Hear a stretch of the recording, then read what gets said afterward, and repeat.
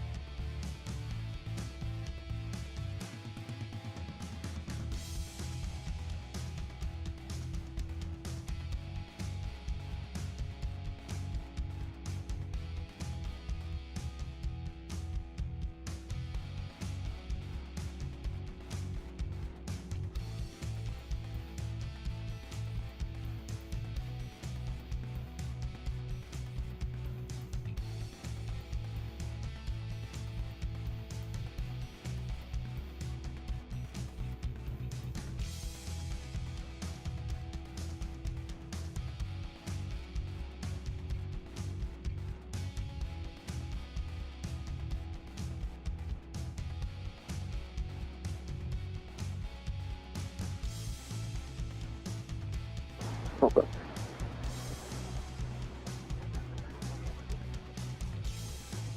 Does Roll20 have an app?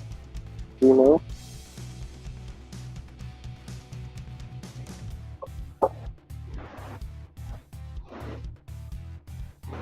Okay. I was just, yeah, Isn't the tablet app only if you're paid though? With yeah. Okay. So it's a PC thing.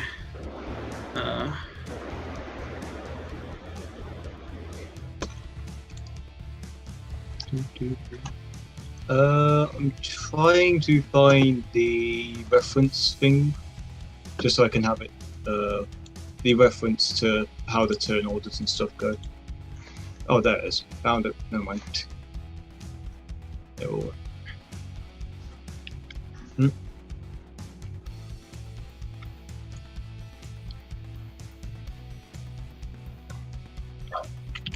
Will do.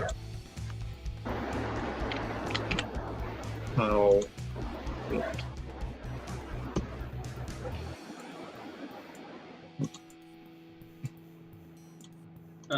There. There he is. Huh. So, or something. Yeah, that's why I have the webcam. That's what my audio, my video is showing. Hey, it actually works. Alright, back.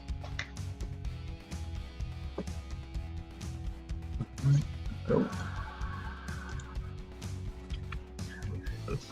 I'm frankly surprised it works on the first time with me installing it, because I usually have difficulty with that crap.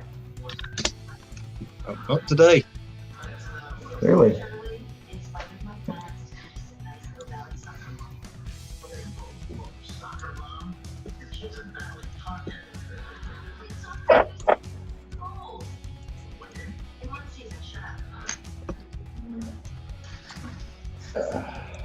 Let me change my explaining here.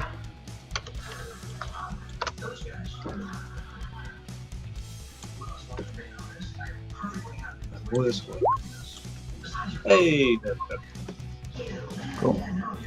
just setting up macros to make my life a little easier. Alright. I just manually roll because macros don't always like me. Yeah. Don't know why, they just don't. And then let's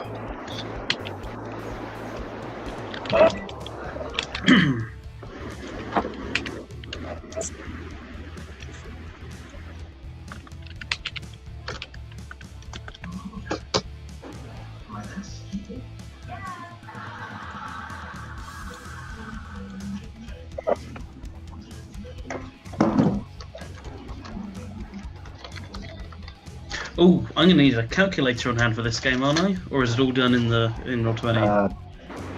What do you mean? Okay, I'm glad I have my scientific one. Why a calculator? I gotta think that reference, because if you're using the Google sheet that was linked to us, it breaks down everything that's needed. Yes, it does. You mean trainer combat or Pokemon combat?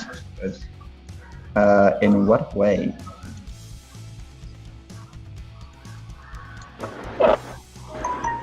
Oh, okay, yeah. Oh, okay.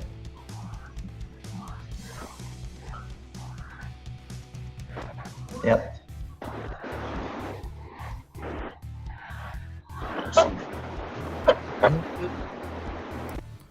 Hello, and welcome everybody. First PTU day, super psyched. My players can't wait to get started, I'm sure. But first, let's go around and introduce ourselves. So, starting with Kane. If you could let us know a little bit about your character and who you are. As a player as well, or just the character? As a player. Okay then. I am Jordan, but I'm playing Kane. He is a 17-year-old young gent, and is fresh to this new region which we're exploring. Has a cool little companion, a nice little Venipede, and quite excited to start his adventures. Leaving quite a lot blank there, but yeah. I guess we'll see when we get into the game. And Good Guy Pie, welcome to the Baldy stream. You paid me a lot of money to be here, I know. Alright, I am Good Guy Pie, and I will be playing Ewan Bikeman, the rough, tough biker who is totally not got a soft spot for creating little bits of clothing for Pokemon and putting them on them and dressing them up and putting them in little clever coats. And TJ, aka Coda. As far as like a player goes, I just honestly I like to make the most fun out of basically every situation. I play Coda, who is he was an ex-miner. He has a cool little buddy Drober, and he's just trying to solve a couple mysteries and become the champion. Awesome. I also sent you a little PM there, TJ, so when you get a chance, have a look at that. Alright. And finally, last but not least, Jason. Well, as a player, I actually go by Robert or Rob, but I will be playing Jason in this fun little campaign. He's basically just a guy that's relaxed, a bit one with nature, with his Pertwig. He does hope to, kind of become, I guess, the champion of the region. I'm not sure what the appropriate title is. Also, yeah, I'm not the only American here. Definitely. Okay, and finally, I am D-Baldy. I am your DM. Let's get gaming. Our adventure starts on a twin island region known as Kambal, full of large biomes where various types of Pokemon thrive. This region has a certain knack for twisting Pokemon types. There are lots of mysteries to be discovered, and our friends have just started on their journey. As each of you approaches Sunbreak City to register as a licensed trainer for your journey and to enter into the International Pokemon League, you see that this city overlooks the rest of the region, and you can see from miles around as the sun comes up across the horizon. Like a sundial, the shadow is cast across the region. And this is the way the local folks tell the time, is through the shadow of Sunbreak City. The first of our heroes to approach the Pokemon Lab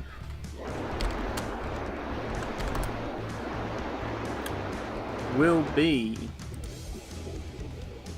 good guy, Pi.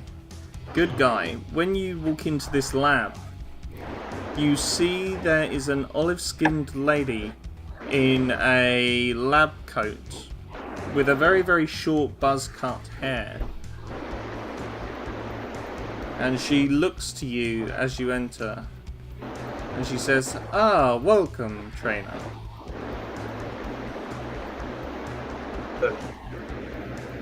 Greetings. I mean, sup. You're an unusual one, I'll give you that. I see you have already acquired your first Pokemon. He's adorable. I mean, he's tough. Okie dokie. And your name, please? Darren. Pokemon. And your age?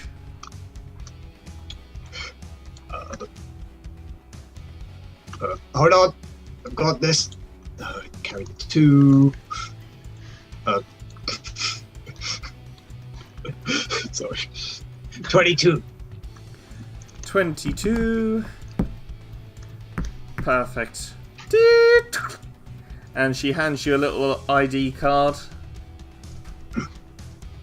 You will need this to partake in the Pokemon contests and gym battles.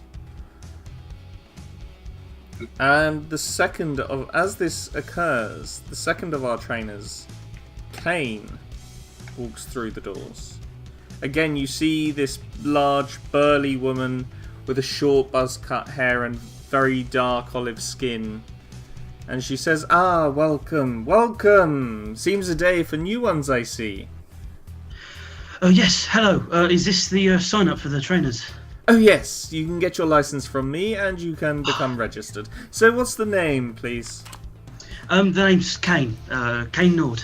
Kane Nord. Yes. Perfect. Thank you very much, Kane. And how old are you, my dear? 17. 17. Perfect. This bit of a spooky town, young man. I would watch where you go. As she hands you your ID card. Right. Anywhere you recommend not going there, or is it just all? Well, a boy of your age, I mean, to be in this part of Kambal it's risky business. Right. Well, I'm sure I'm up to the task. Just give me a chance and I'll prove myself. Certainly, no worries at all. And as sort of he finishes up talking, Jason, you walk through the doors and you see this. Is Totodile out of his Pokeball? Totally. Yeah, you see this heavy biker with a Totodile with a leather jacket, and I'm even going to say he's got some dark sunglasses on. and the Totodile comes running up to you and goes. Oh god. Wait. And she goes,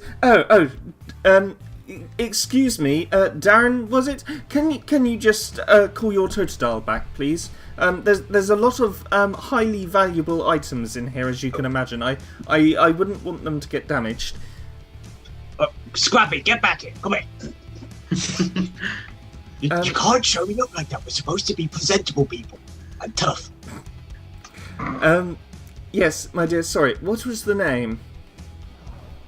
Yes, Jason Slade. Jason Slade. Okay. And 24. your age, my dear? 24. 24. And your first time into the league, I assume? Yes, actually. Yep, perfect. Beep. And she hands you your card. And just as she does, finally we see Coda walking into the Pokemon lab. What's up, guys? Oh, hello. My goodness, you really are a rabbly bunch. What's your name, my dear? My name is Coda Black with 2 Ks. Coda Black. And your age? I'm 18. 18. Another young'un, my dear. Okay, there you go. Just watch your step out there, yes? I don't want any foul things to befall you.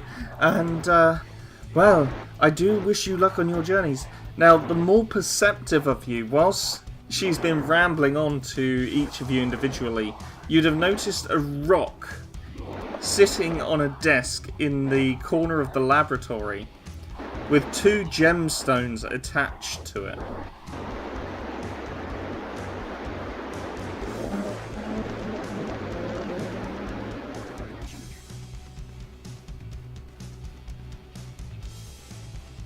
Roughly whereabouts is it? Wait. Sorry. So it's in the corner of the lab on a desk. Okay. But this is quite a large rock, and these gems aren't huge. Does it like resemble ore or anything of the sort? Like These are 2 very perfect looking gems. okay. Kane takes note, but stays back.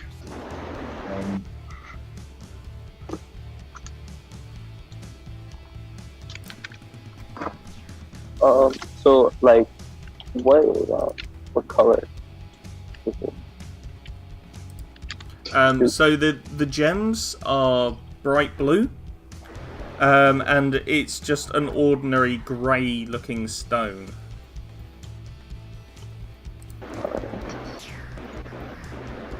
Is there like a rule against touching it or going close to it? You can most certainly go and have a look at it. I'm gonna walk up and touch it. Okay, make me a Pokemon Edge check.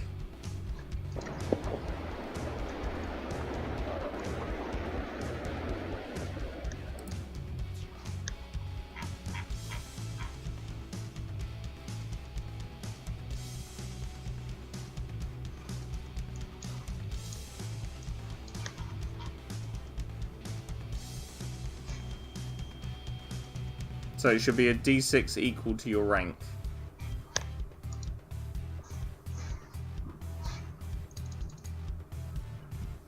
Actually, I've got your sheet up here. So your Pokemon Ed, it should be 2D6.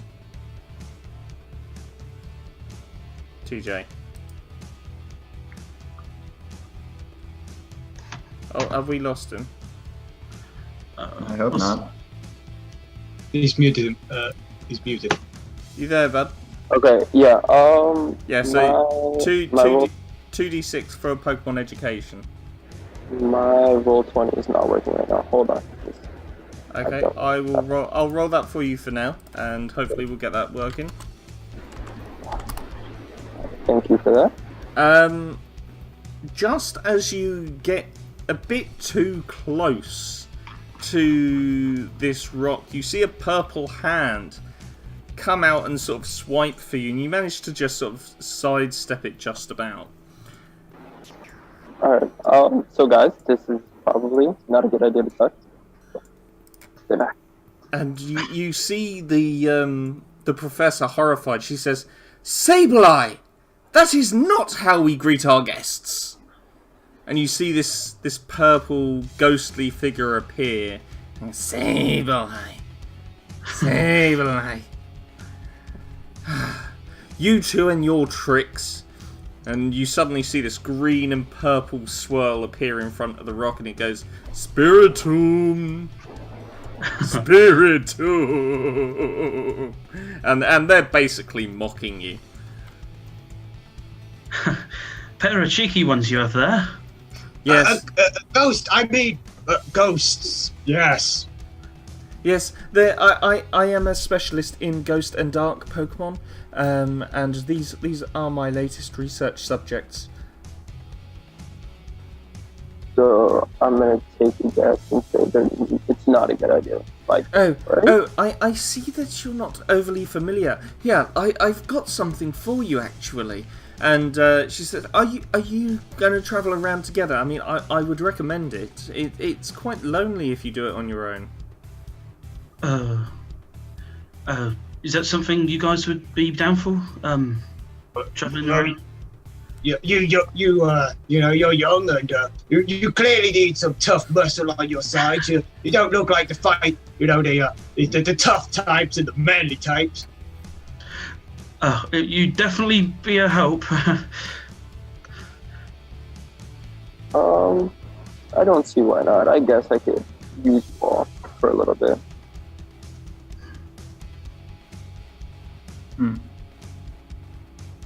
Okay. I guess that's a yes for now. Wonderful, wonderful. I've got something. Hold on, just 1 second. And she scoots over to her library and she's going, no, not that one. No, not that one. Ah, there it is. And she pulls out a book. There you go. Pokemon Encyclopedia. That will be very useful. Thank you. Right. She's just basically handed you a huge manual Pokedex. Yeah, it's a big book. Oh yes, but it contains lots of information. I assure you, this is the best technology we have at the moment for this sort of recording of information. Oh, right. Do you want us to sort of be a bit of a scholar and note down stuff? Yes, if there's any missing information or you notice any ambiguities, please feel free to update it. We're working on a project, you see, and it's going to be revolutionary. It's going to be an automated system, an automated encyclopedia, where you can just snap the picture of a Pokemon, and it'll give you all the information you could ever need. I don't... That would be like crazy. Madness. Yeah, whatever you're talking about sounds cool, but I mean, don't books do that already? No, not at the same speed. I mean, at the moment, it will take you time to look through the book. After catching a Pokemon, you have to take time to research it, find out its natures, its behaviors. This way, you will have an instant access to this information. And you said you could like take pictures with it? Oh yes, we're looking into that. Like a camera, but not a camera. Yes, that's exactly. See, you're getting the idea already. I don't really know about you lot, but technology stuff isn't really my strong suit. But I mean, yeah, if it will help people out, I mean, don't see why not.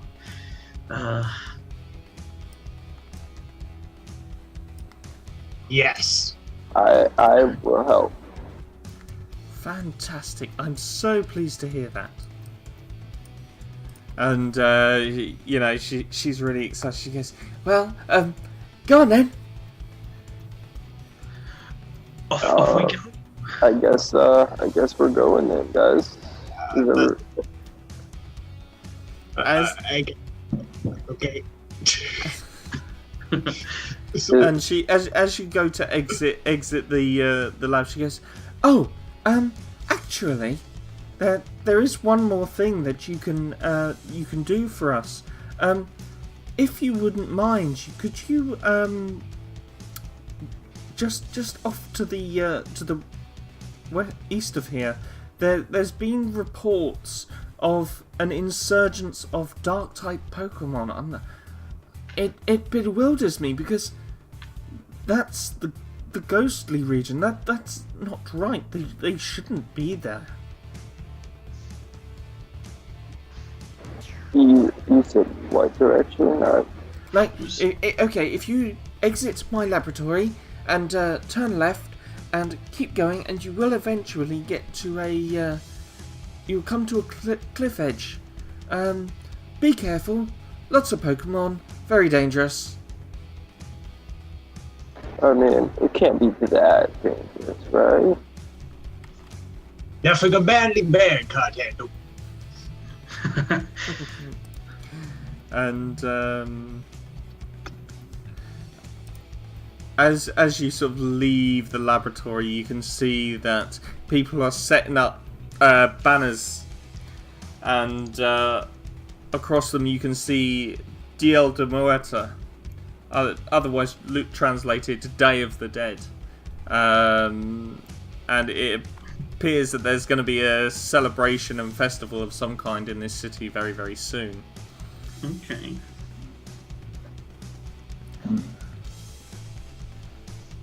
So as you head, I'm assuming you're heading out to the cliff edge. Yeah. Yes. Perfect. As you head out there, you can hear just this immense mess of noise of what sounds like cawing, like birds, and it does. It is quite loud. Guys, So, what is that, guys? You know,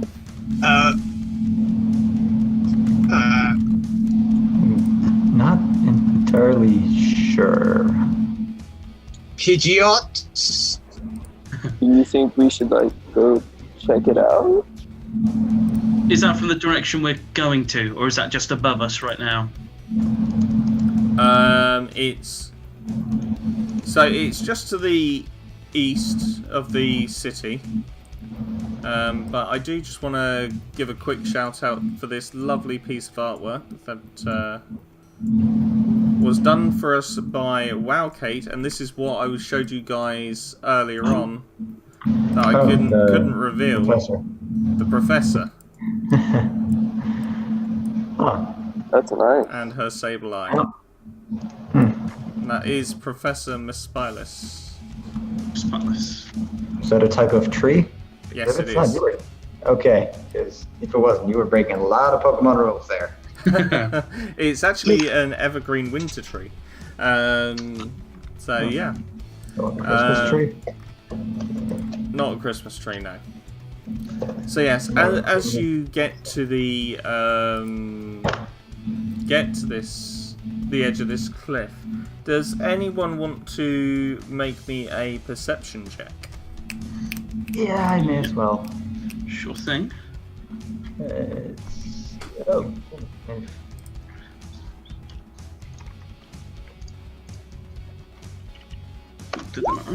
Oh, cool.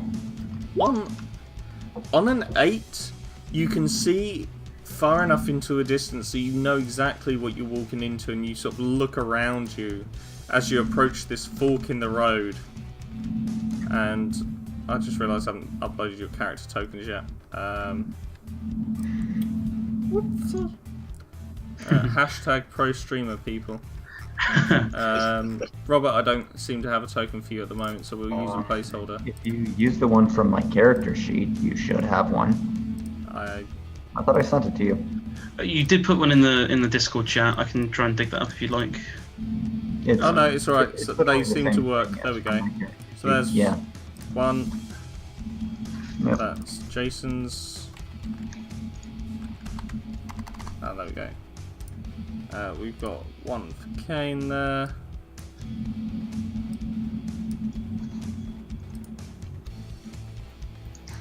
And I think I've got TJ's here.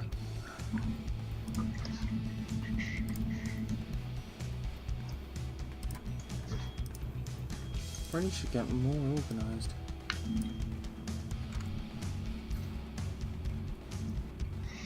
So who's missing? Darren. I know you. I know you've given me one, so I'll dig that out as well very quickly.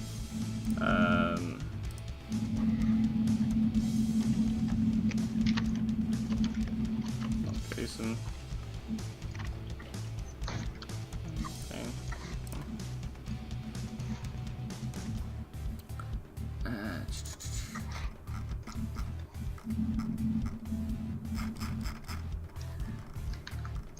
I can't find your token that you sent me. Good guy. I can resend it. Yeah, no, it's fine. What I'll do is, just for now, I'll just use a placeholder token, which should crop out hopefully. The thing all good GMs do. Yeah.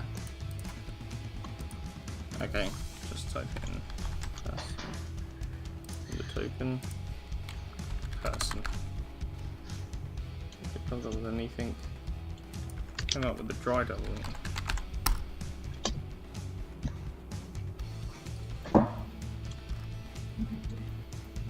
There you go. That'll do. Yeah, I'll do. For now, that's Darren Bikeman. I'll throw the real token deck in there next week. Carrying on with the story, you guys come to a fork in the road, and in the distance, you can see there are a large gathering of Haunch Crow, Murkrow, Mandibuzz, and Vullaby. And is that just immediately ahead of us? You should be able to see it on the Roll20 now. Oh, hadn't zoomed out, I apologise.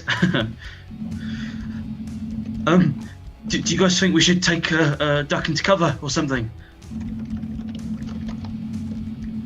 Maybe if we shout loud enough, they'll run away.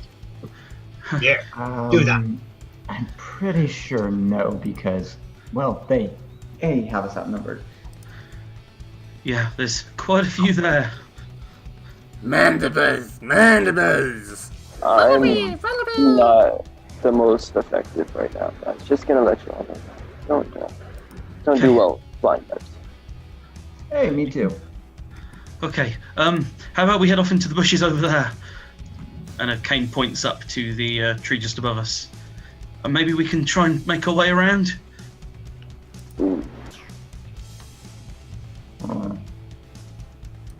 I'm gonna try and catch one. Screw it. I can Really? try to have your back. I mean, Yeah, if you want. I think I can handle this, though. I mean, assume I only deal with one of them. sure. Want us to back you up just in case any others come along? Please and thank you. No, it's all right. I will watch and learn. Yes. Yeah, I'll be here. Not sure how much help, but I'll be here. Maybe a little bit helps. Okay. Just a slow crawl after you. So I don't want to die. I don't have control of the token. Oh. Did you make sure you hit the select tool? I do, but I just don't have control of the It's token. probably not been assigned. Yeah. Damn it. What's not been assigned? Quality. That. The generic token. And Oh, it's cute. Aw. Cute little thing. What's your... so everyone should now have a functional token. Yep, we got mine. Sweet. I'm just giving you Pokemon as well. Okay. Is Centipede out of his Pokeball or in his Pokeball? He's... well, she's probably on my shoulder, actually. Heavy, but, bearing with it. Do you want us to move back to the starting bit? Or, These are just placeholder tokens. cool. That's fine. Centipede, and remind me what the other starters were. Drillbur. Yeah, And I had Turtwig. a cover. I'll make a token for Venipede before the next game. Yeah, that's fine. I can just use the image you sent me actually. And whose Pokemon's missing? My Turtwig, actually. Turtwig. Thank you. Jason, the one in the front, is the one with the Turtwig, not the Drillbur. I have the Drover. Yep, there we go. There we go. There we go. Oh, cute little thing.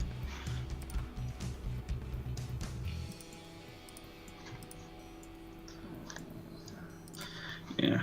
If the Venipede I sent you was to be constrained to just like a square shape, it would be weirdly warped. So feel free to use it Yeah. here if that's what you want. But I'll make it proper at some point.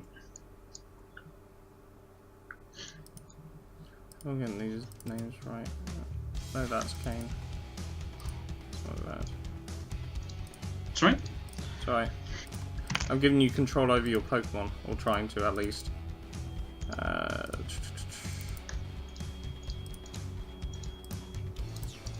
Just giving you guys a heads up. My Voltron isn't working right now for some reason. I'm gonna work on that. Well, Is it like not responding and like?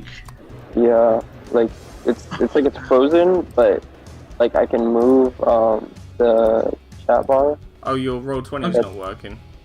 Yes. Okay, we'll try and get that fixed for next time. Okay.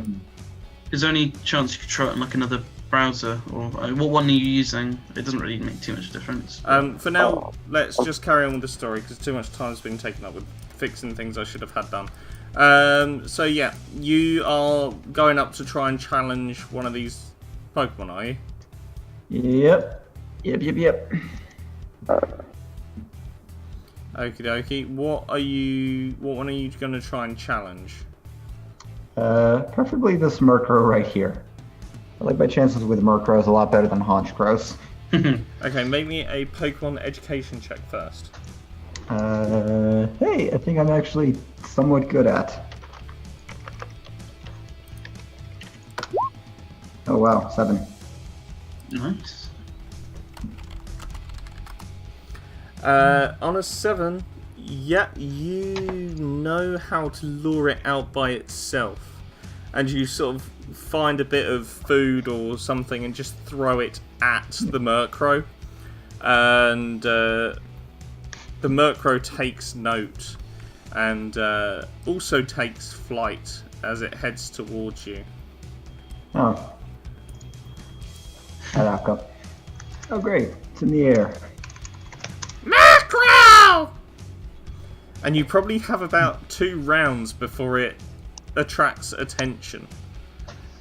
So let's go into initiative. Alright. Now, the initiative is your speed value. I got a 7, and Turtwig has a 6. Okay, and the Murkrow is... when I find the right one. There we go.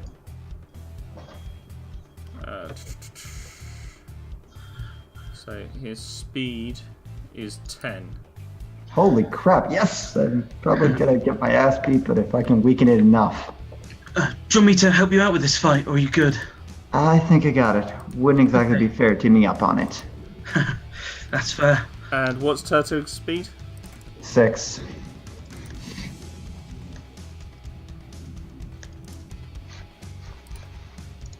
Have I given you... No, that's You fine. have. Yep, that's fine. Why's yeah. my Turtwig named Jason Slade? It's just done it automatically because I've assigned it to your character. Okay. Yeah, so you see the Murkrow dive straight for the Turtwig. And so it needs to make an accuracy roll. Okay. Let's see if I can find where that is. As I say, I apologise, folks. It's my first time running this system, so it's all a little bit new That's to fine. me. An accuracy roll is essentially a D20 mashed up against the Oh yeah, AC of the move, Yeah. plus if it's a physical move, my evasion versus their normal attack, my evasion versus special attack, or my evasion versus their status condition. Yeah.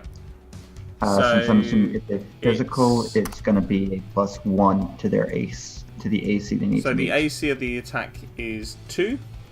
Oh, they're definitely going to need it then with that 12. And Yeah, they need at least 3. what's the evasion? A plus a 1, so it would have been a 3 they would have had to meet. Okay. So it's So he it's definitely gonna hit. hits with that.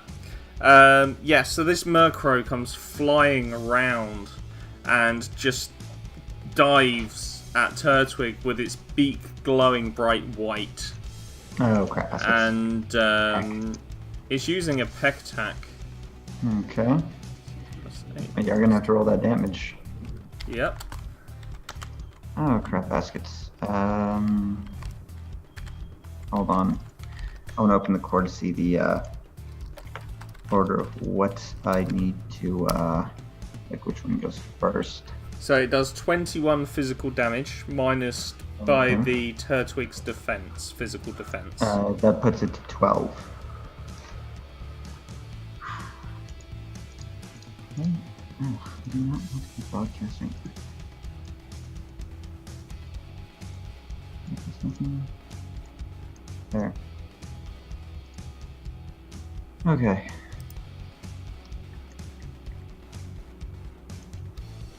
Alright.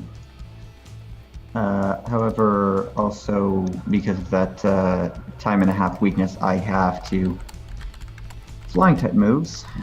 That's actually going to be 18 damage. So I'm down to 21 HP. Holy hell.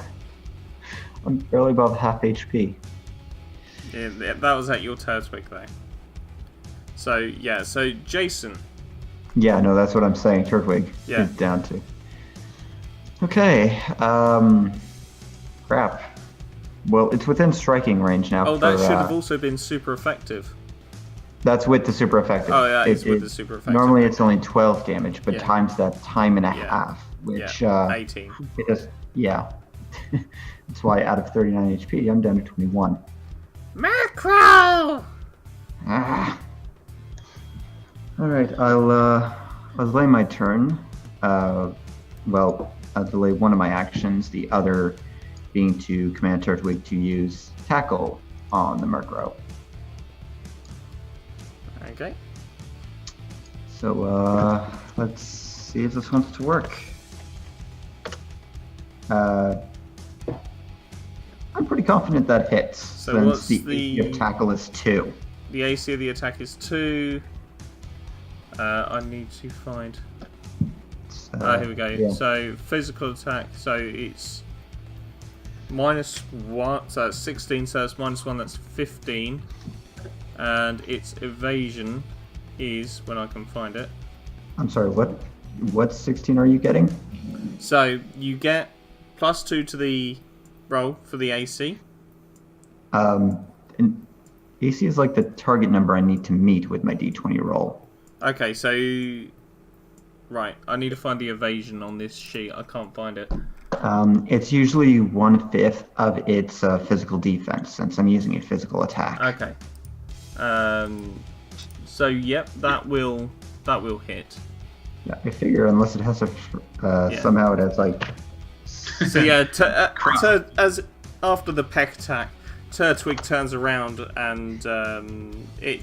So you're not actually attacking it; you're just commanding Turtwig's turn, basically. Yeah. Yeah. Okay. So Turtwig jumps at the Murkrow and straight into its side.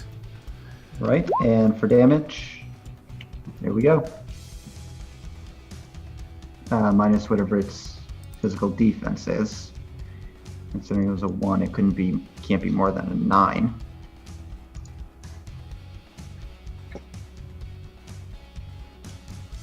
So 21 damage. Minus whatever its physical defense is. That's what I'm just checking. So its physical AC is 7. Oh, So that's 14 damage. Sorry, I do math when I'm bored. That's right. Or just in general, really. So...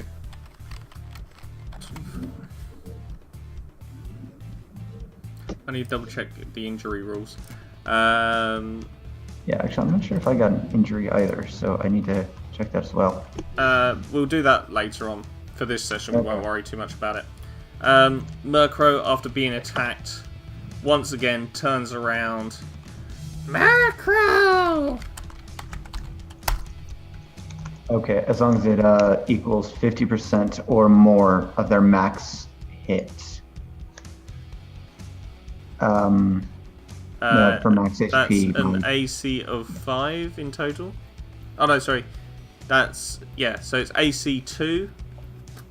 Plus the 1 off of me makes it a 3. I'm not sure if that... Does that go to the attacker or the defender? The way I read it is the AC gets added onto the roll, and then that has to beat the evasion score.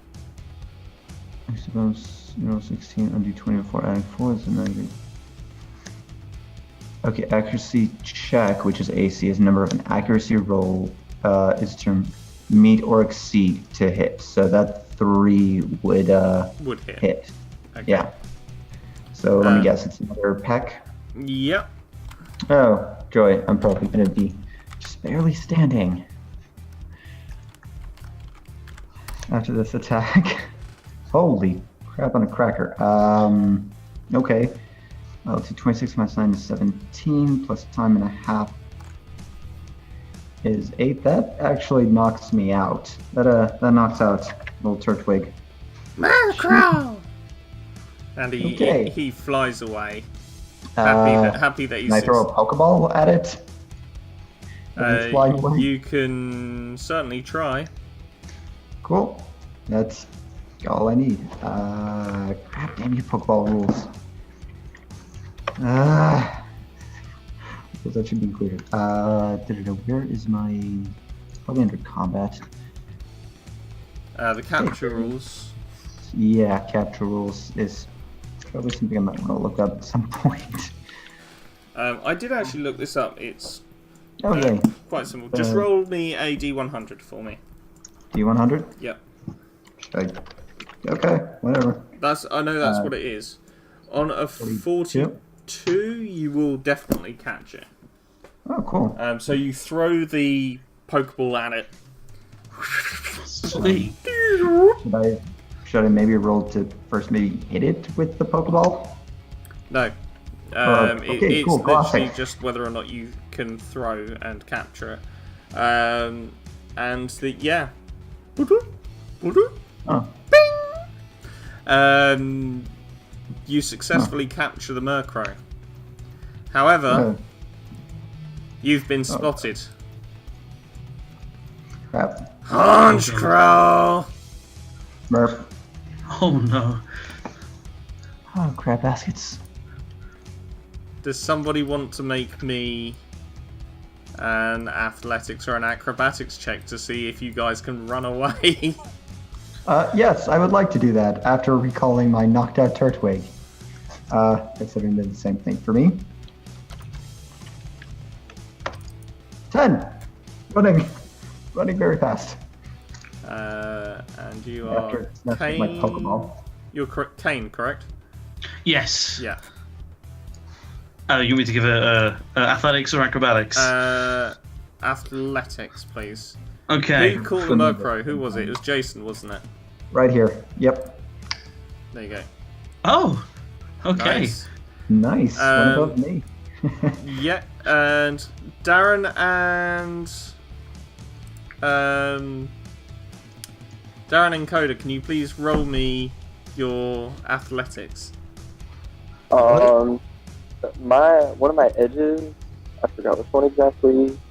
Traveler lets me use my survival instead of. Yep, that's fine. You can do that. Alright.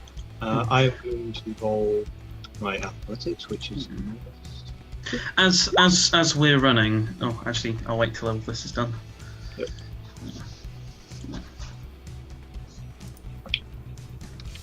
Well, it's time to make like a tree and leaf. I Oh rolled a god, that hurt. 13. That hurt so bad. I rolled a 13. Awesome. Okay, as you'll get away quite successfully, and as you do, sort of start stampeding away. You look, sort of glance behind you, and you see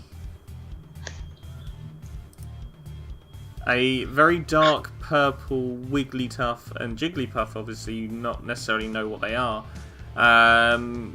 Sort of just mysteriously appear behind you as you suddenly hear from them. Oh, I need to turn that. You suddenly hear from them. Wigglytuff, Wigglytuff. Oh god, no. And so they're not directing it at you, and you manage to resist it, but you just see these Honchcrow just fall out of the sky as they're pursuing you. Can I catch one?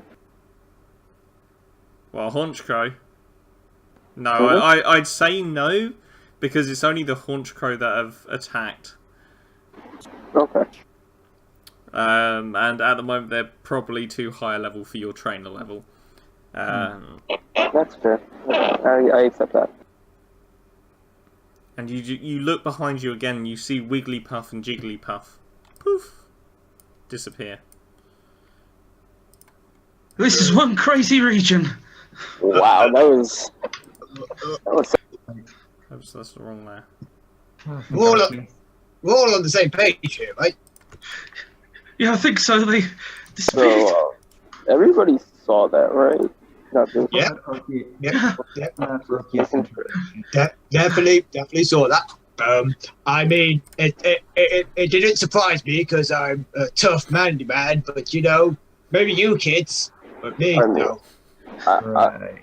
I've never really seen a Pokemon that isn't a rock type, so everything surprises me.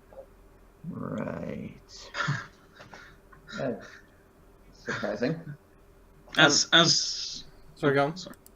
you know, as we're running, I just want to turn to Jason. Is your Turtwig okay? It looked like it took some pretty nasty hits there. He's unfortunately unconscious from the hit, but seems to be doing okay. Hopefully. God. Right, we better get to the Poke Center then. Don't the poor thing go Yeah. through much. Yeah, that definitely would help. Okay. Right. Oh, do we know where the Poke Center is in town? Or are Yeah, you will do. Okay, cool. Let's flick over to that map now. I'll grab all your tokens. Control C. And you'll be over here. Oops. I'll put you over there. You're over here.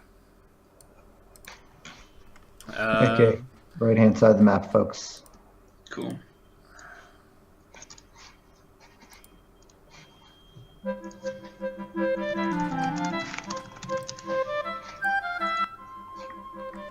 And once again, you enter the very scenic yet very ghostly city of Sunbreak City. And you know, just narrowly escaping with your lives after being saved by a strange Jigglypuff and Wigglytuff. Can I just quickly get, actually, from you, we'll rewind a little bit, can I get a perception check from each of you, please? Sure thing. Pretty sure it's not. Pretty sure it's not what I have. Yep. Right, it's perception. Another 5. I got a 5 as well. 9. Oh, Okay, so good guy I wanna- Pie, you, as you're running, you sort of see something glint in the glass at you. And you find what looks to be like some kind of pin. And it's shaped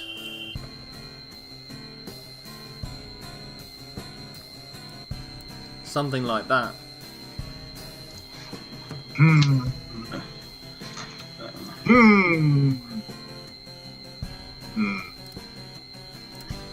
Like he's just like Davin is currently just staring at this thing. I think it's a pin. Yeah, definitely a pin. I'm not touching on that one. Last time I touched something, I almost got attacked. So, can't leave it. Is that just on the ground, sorry, or is that like on a wall? Did you say? It was just lying in the grass. Okay. I'm going to pick it up.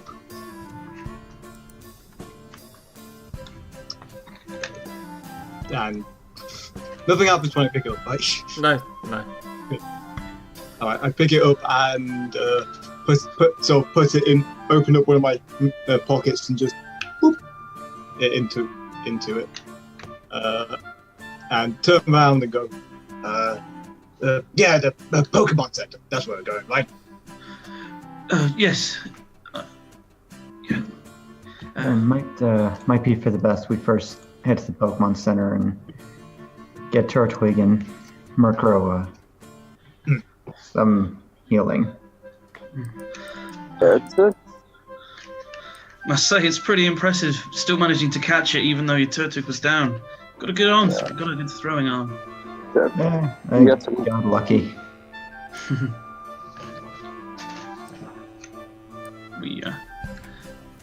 carry on, I guess.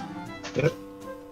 So yep, you head over to the Pokemon Center, and you go in there and you see that there is a lady standing behind the desk, and she has this really dark black hair that sort of blends into green at the base, with one side of her head shaved off, sort of wearing the normal nurse's outfit kind of thing. So clearly not a Nurse Joy. What is this heresy? I don't approve of this. Heresy! Alternate And universe. she says, Excuses me. She says, yeah. How can I help? Just hoping you could heal my Pokemon. Also placing my the 2 Pokeballs on the Yeah, desk. okay. And she goes, Mom, guys here, Pokemon hurt, need you.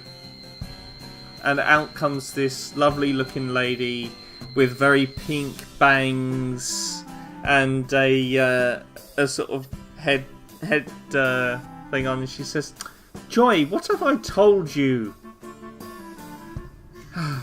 I'm sorry, I'm Nurse Joy, and this is my daughter Joy. Not touching on that one. That doesn't get confusing.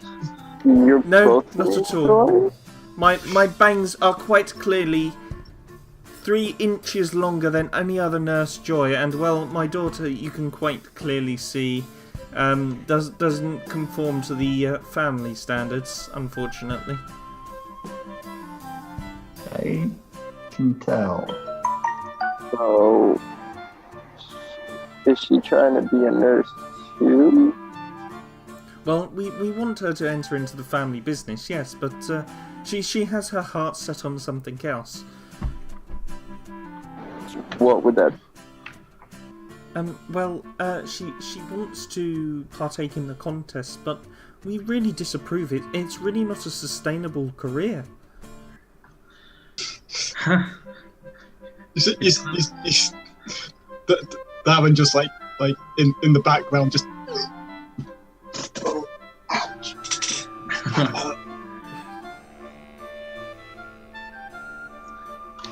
Is it not where you get most of your income from all these passers-by using your centre? Or... Exactly, yes. And you see there's a group of little white Pokemon with very long necks and very pointed heads, and a couple of tiny little wings on its back, and they're sort of all pushing this trolley along. She goes, yes, well, if you wouldn't mind placing your Pokemon and their Pokeballs on the trolley, we'll get them looked after straight away. Should we write those Pokemon in a big encyclopedia book? You can have a look for them later, or you can look for them now even. Yeah, I was thinking the same thing. While we're waiting for the Pokemon to heal up, we could have a flick through, see if we can find out whatever those things were. Definitely. So, as you pop the Pokeballs on the tray, these little white creatures push the trolley back into the infirmary, and she says, "We'll have them ready for you tomorrow morning, okay?" And Okay. So, where do we sleep, guys? Do you know of any in-houses or little cheap accommodation? You see in the corner, they've got, especially in England, the little stands with all the pamphlets in for tourists. It's got one of those in.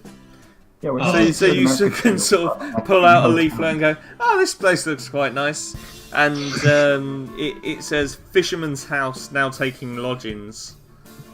So, not non-canon. We do have those in America as well. Okay. We do have those here. Yes. I didn't know if you guys had those Hotel. because they're everywhere over here. They're everywhere. Yeah. I'm not sure what they're called exactly, but it's like a stand. Pamphlet stands, I don't know. Anyway. Probably pamphlet stands would be the safest bet. Yeah. Yeah, But anyway, probably. you find that these little mat to the fisherman's house, which is offering lodgings. Are you staying around in the Pokemon Center for a little while, or? I feel like we should stay and try to get to know those little weird thingies. I don't. Yeah, Pokemon. I'm not familiar with those Pokemon either. I've never seen them before. As you sort of looking around, they're going backwards and forwards and going.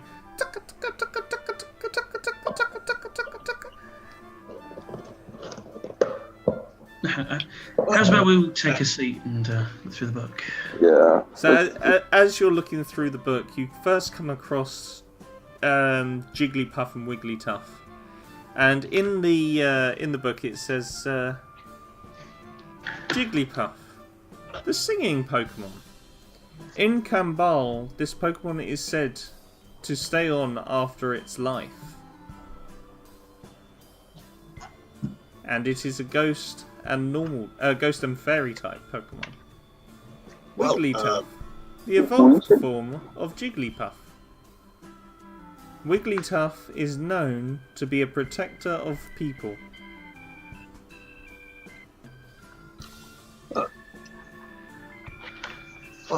That So does the whole disappearing thing come with the territory of ghosts, or is that something we should add in, guys? I feel like it kind of goes with ghosts. Like, Right. I'm pretty sure ghosts are known for disappearing. You know, they do the thing, they appear, they disappear. Right. Okay. As you keep scrolling through, you eventually come across the Pokemon that you've just seen, and it says Togechick, the evolved form of Togepi. These light, fairy, normal type Pokemon are known to help travellers in their endeavours at any cost. To catch one is supposed to bring good luck to the trainer. Huh. Well, that's useful. all right, that's good to know. Yeah. Whilst these guys are doing this, could I wander over to the pamphlet booth and just go through a few lodgings, trying to find them? Yeah, there's there's a battle plateau that you can stay at. There's the fisherman's house.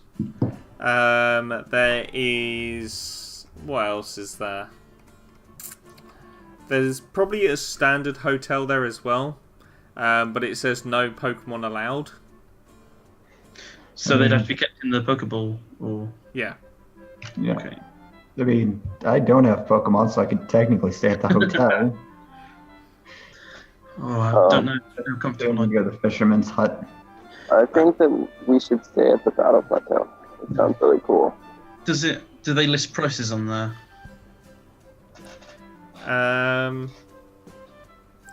Yeah. They range, so the fisherman's house is only like 10 Pokebucks a night, and the battle plateau is like 300 Pokebucks a night. Oh, Oh, never mind, guys. Like you see, like he down looks at the price, opens up his wallet. Yeah, How's it? yeah, You know, fisherman house. yeah. I don't really want to wake up in the morning smelling of Magikarp guts, but that's all we can work with. Me neither. I mean, Magikarp guts couldn't be that bad. No, I heard their spleen's quite tasty, but yeah, not something I necessarily want to try, nor smell of. Where exactly did you hear that? Old fisherman. Might be different over in Coil, but not too sure. Are you all from Kendall, by the way? Kambal. Yep. Kambal, even. I apologize. Come out. Still, you still Pronunciation. got There's a the name. But Baal? Bad. Baal. Bad. Right. There you go. Okay. Yeah. Cool. That was interesting. Yeah. Yeah. Shall we head away then? Or was there anything else you need to do here? Is there any other like Pokemon around that we could take a look at? There's like mostly trainer-owned Pokemon around, and people that wander around. Okay. Anyone look particularly interesting? Or Not really. More people are more getting super psyched for DL de Muerta. As I say, there's like banners going up, there's posters, people getting excited. Do we see any like special events, special battle tournaments, anything like that? The only thing you see is sort of upcoming Pokemon contest, and there is a steel type gym in this city that you find out about. But at the moment it appears to be closed. Aw.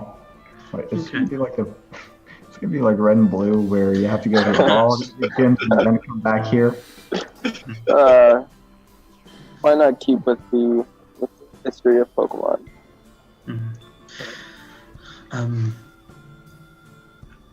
Do you guys have anything planned for this festival, or is it all just sort of only a local thing? Are you talking to us? Yeah, you guys. I'm sort of new in town, so I don't really know what's going on. Yeah. I learned about it today, but it's Okay. really cool. I feel like Great. I feel like I could win it all, guys. We should definitely do that. Someone goes up to. I really need to get used to these characters. Who's got the blank character sheet? I mean, if you display name tags, it makes it a lot easier. Somebody hasn't renamed their character. I already did have. I think it's Thomas. That's fine. Yeah, it's Coda. Coda, you see this couple of children come up to you and goes, "Excuse me, sir, can we play with your drillbur?" Yeah, that's cool. Just don't let it poke you. It hurts a lot. You can do that a lot. And you soon see Drillbur sort of diving in holes and almost playing whack-a-mole with the children in the ground. Well, as long as he doesn't get hurt. Or the kids don't. Cool. Drillbur! It's a cool guy you've got there. Yeah. Cool. He's very patient.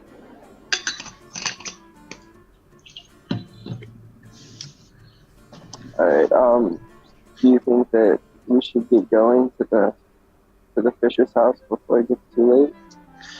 Yeah, probably best to check it out before people get all the rooms.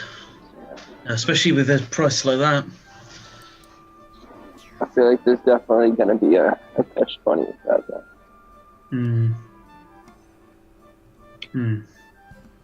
Right. I get top bunk. Probably be a bunch of nets if it's just an old fisherman's house. Be nice for... Never mind. Come on, guys. Alright, well, let's go. I'm gonna draw Drillbur back to the Pokeball. No! We were playing, mister! Yeah, we could play another time, guys. Promise? Of course. Just You let me got know a when pinky promise? I pinky promise. Aww. And these two kids go running off really happy. Those are my new friends, guys. We're cool like that. Your new friends are very polite and tough. If they were telling us to watch ourselves in the city, I wonder what they'd tell those kids. Hopefully they got a guardian around or something. Yeah. Indeed. Power in numbers. Maybe. Glad I'm with you guys. I feel like that Jigglypuff probably helps us out a lot. Oh, it definitely did. I did not feel like facing off against a lot of Honchcrow, and I didn't want to deal with a murder of Honchcrow. A murder. Is that There's something? a group of them. Ooh. Yep. Scary. Darren, you hear Totodile go, Totodile! And you look around and you see Totodile's jacket is just floating around in the air. The jacket. Are you doing that?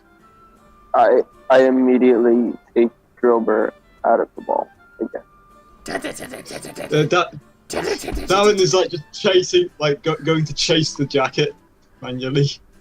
And the jacket starts playing El Toro with you. Is it red? It starts bullfighting with you, basically. And I'm the bull. And Get back here! as you sort of momentarily look round, you sort of see this giant grin appear in midair. Almost like the Cheshire Cat. Alright. Meep. Okay, we know that's a Pokemon, right? Or no? Roll me Pokemon education. Fair enough. Alright. For me, that would be 2d6. I rolled a 7. Yeah, you're pretty certain that's some kind of Pokemon. Alright. I'm gonna go ahead and try to attack it. What are you going to tell Drillbur to use? I'm going to tell Drillbur not to attack it, actually, because I'm assuming it's a ghost type. Do I know that? Or no? You probably don't know that. Okay, then I'm gonna have it use Rapid Spin. It's going If I'm right, Rapid Spin's a normal type? It is. But this is assuming I don't know it. As you command Drillbur to use Rapid Spin, the jacket, as Drillbur starts to sort of get into the buzz of the spin, the jacket gets thrown at Drillbur and shredded. Like you just see slow motion. Do you want to roll me acrobatics? Darren. That's gonna... Like okay. acrobatics. Do you want to roll me acrobatics to see if you can catch the jacket before it hits Drillbur? No. Could I try? Yeah. No, this is something that that Darren would be more in tune with, as he sees his Totodile's precious jacket just get ripped apart, and Totodile's jaw just drops as you see this figure appear, laughing, going, "Ghastly, ghastly." Yeah. No, that was a bed. That was a I'm sorry. I didn't expect for that to. It's not your fault. Ghastly. And Ghastly just sort of disappears and wanders off.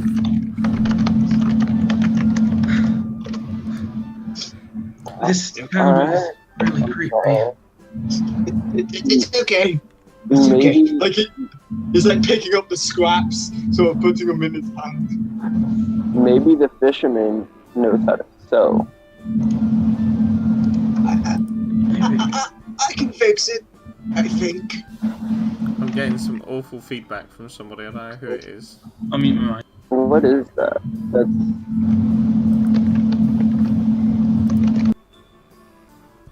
Okay, it seems to be coming from you, Rob. Oh, what is? We're getting some really, really horrible feedback from your mic. It's like a rumbling sort of. It's like a dryer run. Oh, sorry, I have a pretty loud air conditioner. That's Right, that'll be what it is. it's like 5 steps from my couch where I have my laptop and everything. Okay. Yeah, if you just mute mic in between. Oh yeah, no, I can. That'll be perfect. So yeah, your jacket's just been Totodale's jacket's just been ripped up, and Totodile turns to Drilba, and just off its own accord, I need to get the character sheet up. Yikes. Oh no. It's not going to end well for me. Where is it? Oh dear. Speaking of character sheets, feel free to pass along that Mercury info at some point, since I do kind of need to fill that out on my end.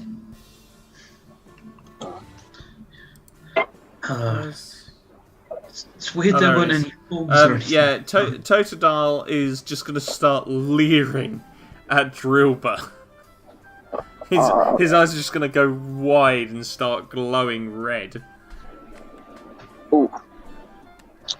Alright, let's see. I did not want to do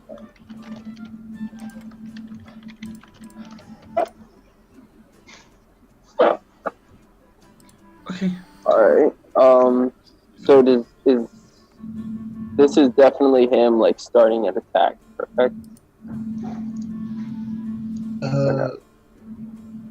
Like Drilbert, not Garrett. So Or not Drilbert. Totodile has got Pete the Drilber shredded his jacket basically. Right. So I have a question. Yep. Can we use Never mind. I just read the effect. That's good. Okay. I don't know. I'm just gonna kind of have Drover stand there and try to talk Totodile off the edge. Okay.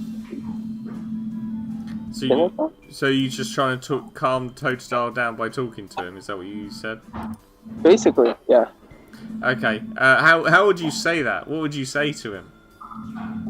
Hey, Totodile, I will fix your jacket when I.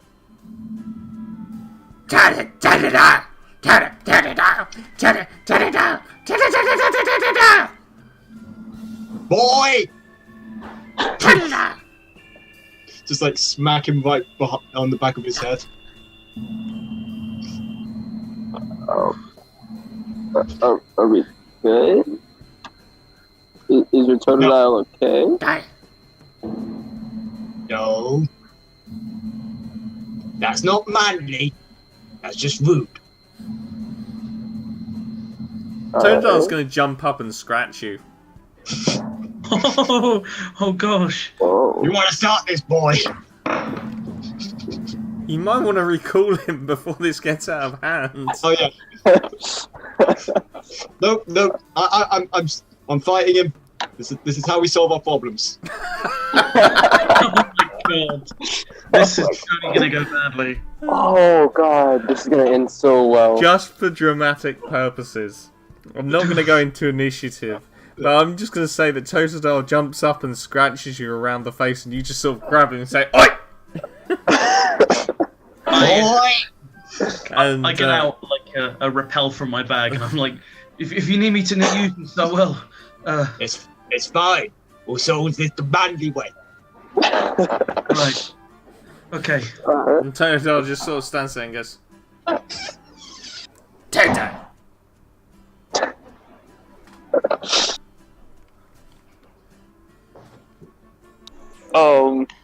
Are you all okay? You all need to go to counseling, I think. They do Pokemon counseling. Everything should be all right now. He's going in the timeout pool. Alright. You sent him for a timeout. Oh gosh. It's like the timer ball, except it's only when they did something bad. It's a specific...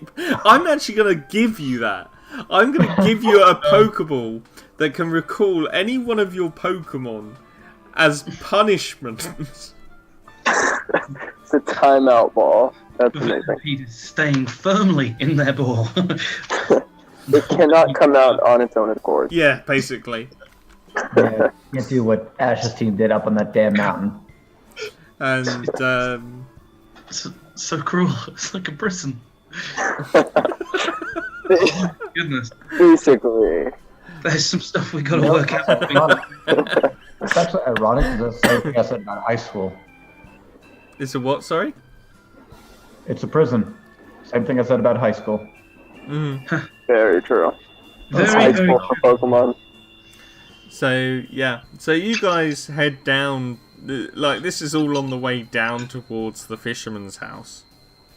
And you get down there, and it's this really run-down little wooden shack, basically. And as you go in, there's, like, 2 rooms and a living room.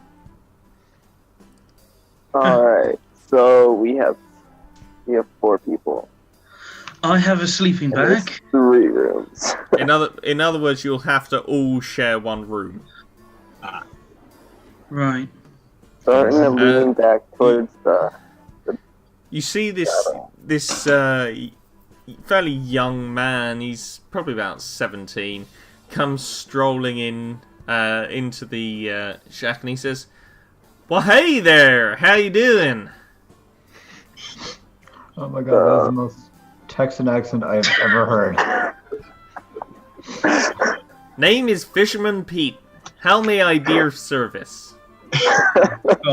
What accent are you going for? I don't know. What It's bouncing. It's bouncing currently. Yeah, It'll settle down. I definitely like it though. No, not gonna lie. We We went from like Texas to like I don't know what's after that. Canadian maybe.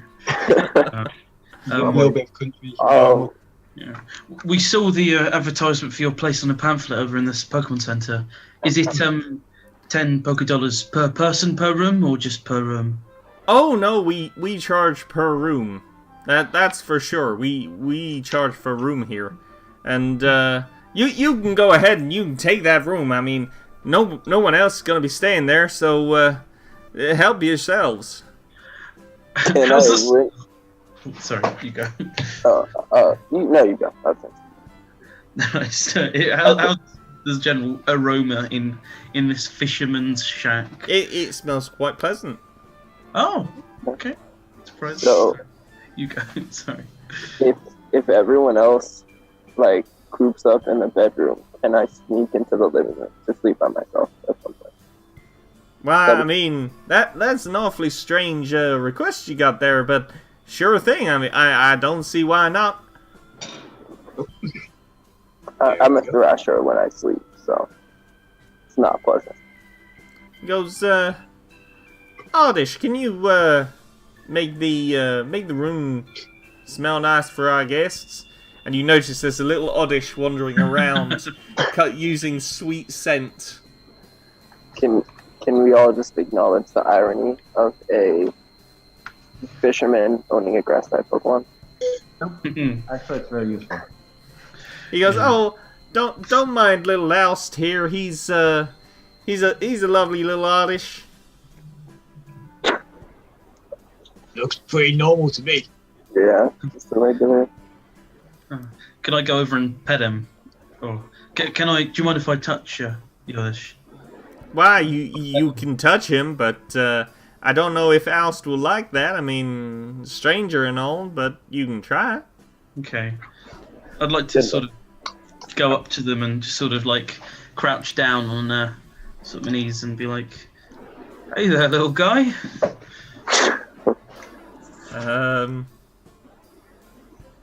Or girl, I don't judge. I'm just thinking. Yeah, roll me an intuition check Cool. first. Because yes, with the Mystic Senses thing, I can use my intuition instead. I think. Yeah. I said roll Instead of jump. intuition. Oh, okay. Well, that is an intuition anyway. That's good. Hey, the word. Sorry. I was like, how can I use my edges? Right. So that's just a straight Oh god, I can't find it scrolling. Right, intuition. Where are you? There we are. On a 6, yeah, you think this Oddish wouldn't mind. I reach out to try and pet them.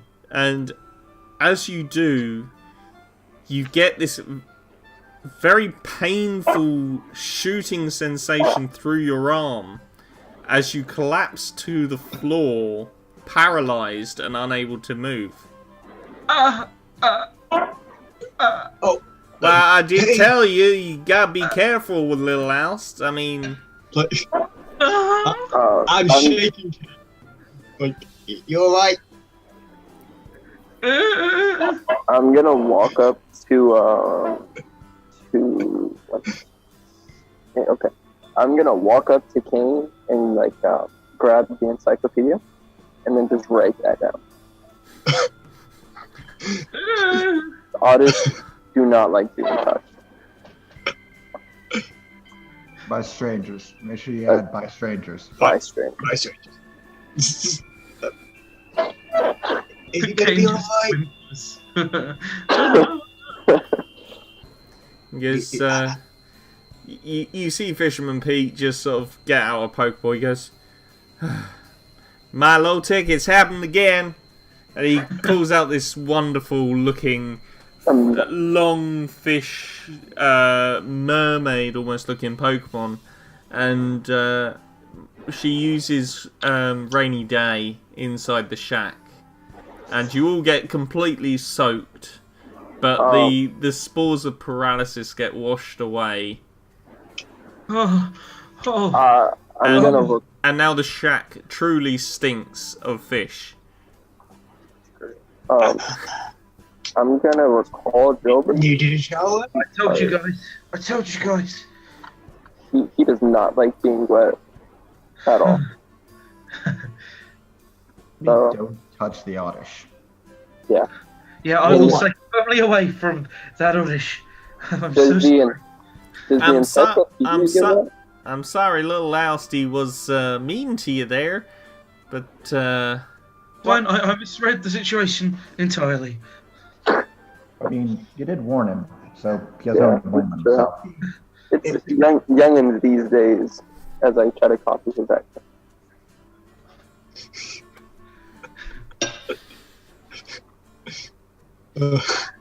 That's an amazing image. So, yeah, well, I needed a shower anyway, so... Wonderful. Alright. So, the room is ours. yeah, the room is yours, fellas. I mean, come and go as you please, and just pay promptly, and we'll have no issues there. Okay? In the third room, not the living room, the other room. Is that yours? Oh yeah, that'd be my room. Good to know. I'm just gonna give him the 10 $10 right now. Just to cover us for the night. Let me split that with you. I hand over 5 as well. Just to save you from spending it all. 15 Pokebucks? You guys serious? Well, you're so kind. And he just sort of puts the money in his pocket. Oh. No, just let me cover it. Fine. I just go into the other room and start unpacking my thing. I hate to say it, he's already taken the 5. So, just sweet scent a bit more often than you would, please. Ousty, if you wouldn't mind. And once again, this little Oddish comes out. Oddish! And using sweet scent. You sit down and carefully avoiding the paralysis dispensing device. So, we do know that Oddish used Sunspore, or we're just kind of guessing? You don't know. We don't know? No, Roll me a Pokemon education check. Could I do that as well? Yes. Cool, thank I you. think we all can. By the way, 12.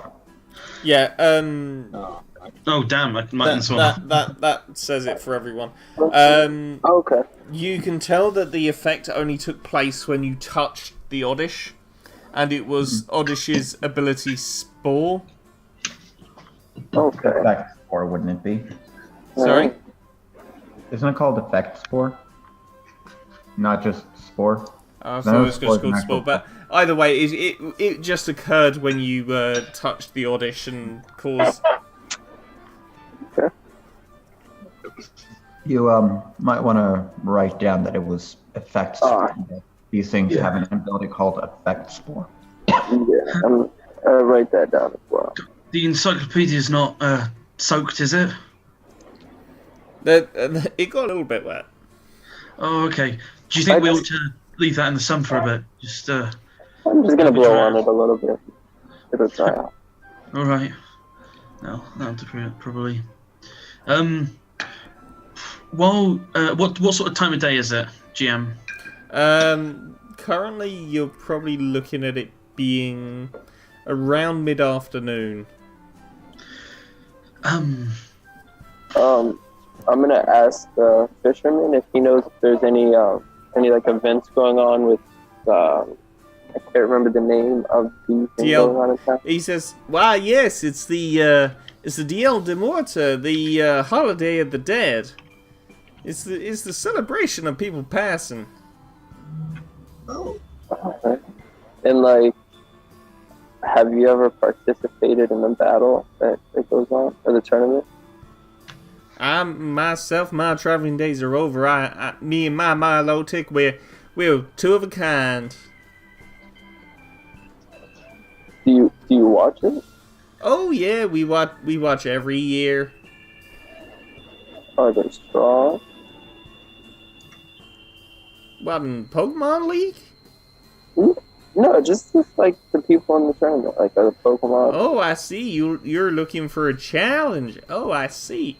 Well, I mean, it depends who you challenging. I mean, we get passers-by of all kinds, all shapes and sizes. Okay. Thank you. I appreciate that. And That was the $5 tip from earlier for information. Thank you.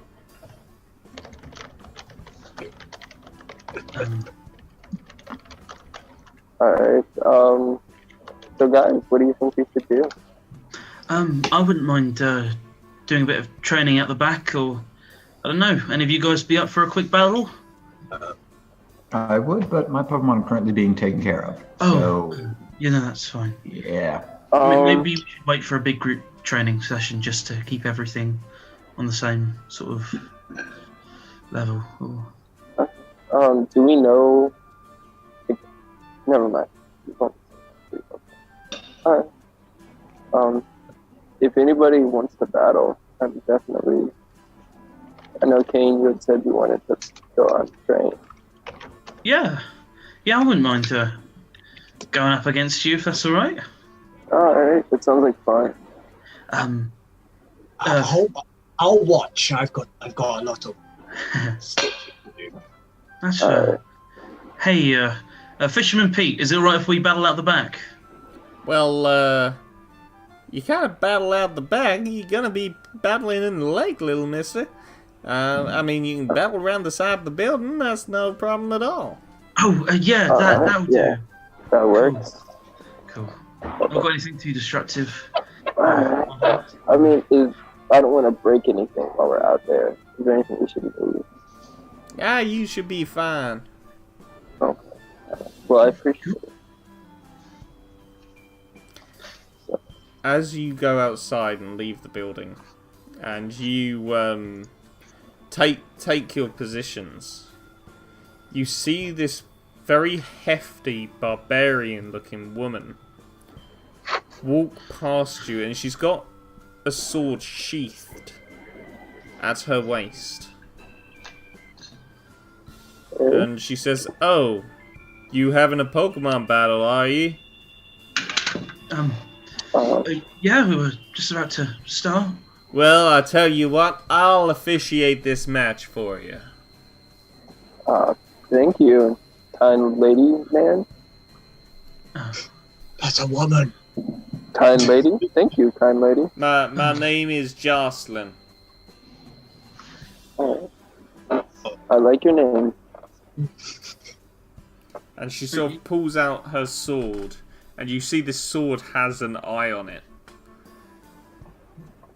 And she says, she puts her sword forward and she says, "This will be a one-on-one battle.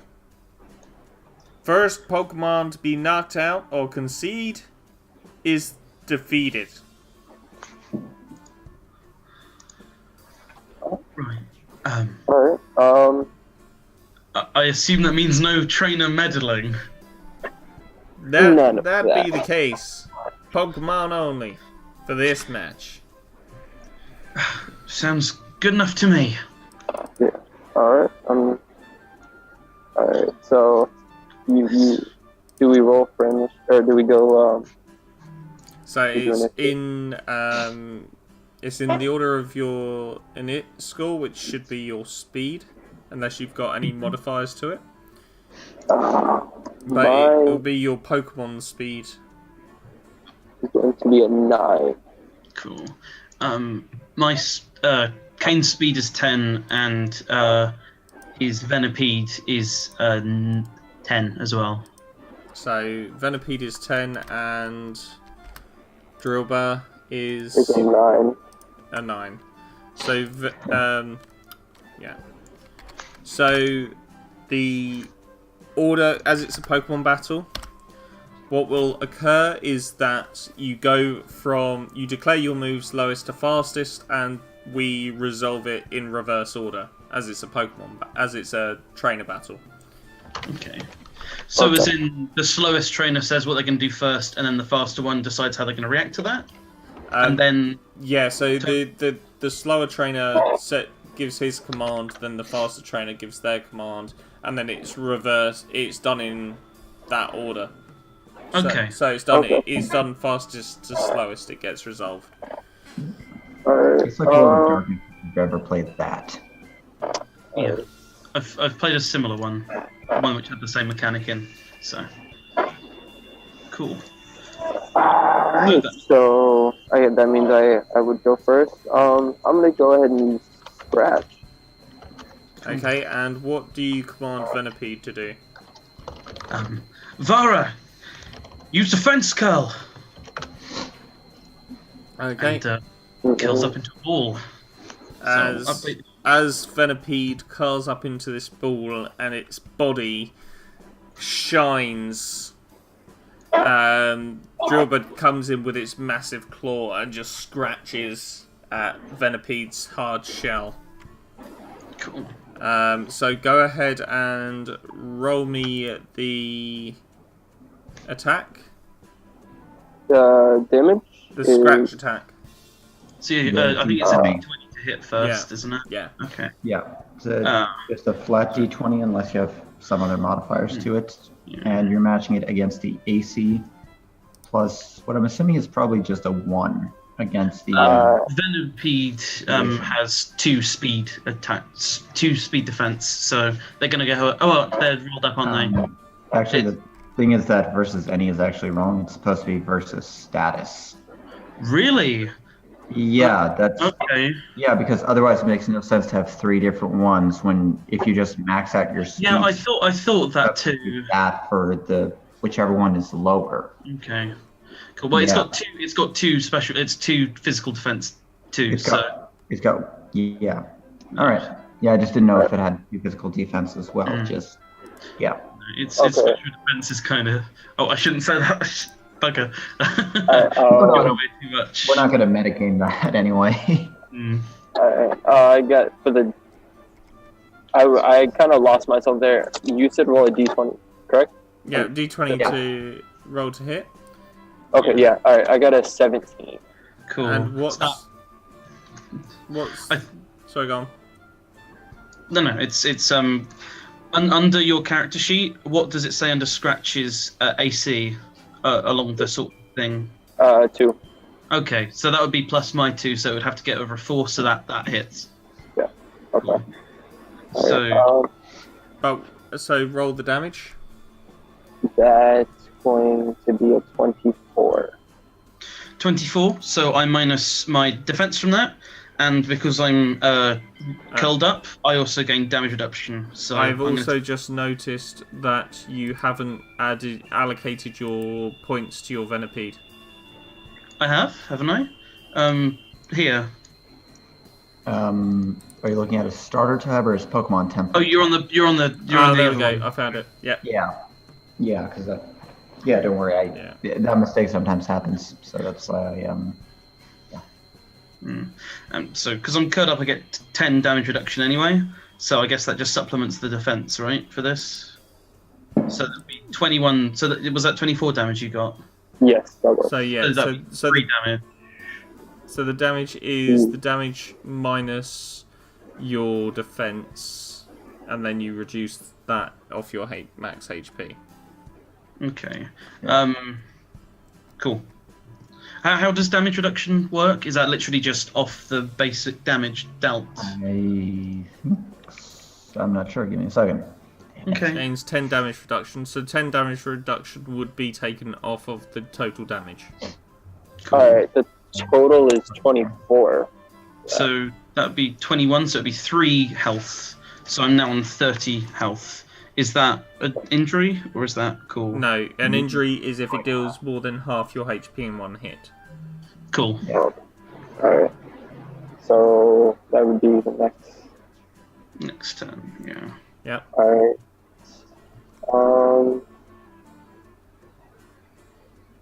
I'll use Scratch again. Okay, Cool. and what does Venipede do? Venipede's gonna roll up whilst in defense curl, and he's gonna use Poison Sting. Okay, so Venipede unfurls itself, or are you doing it whilst it's curled up?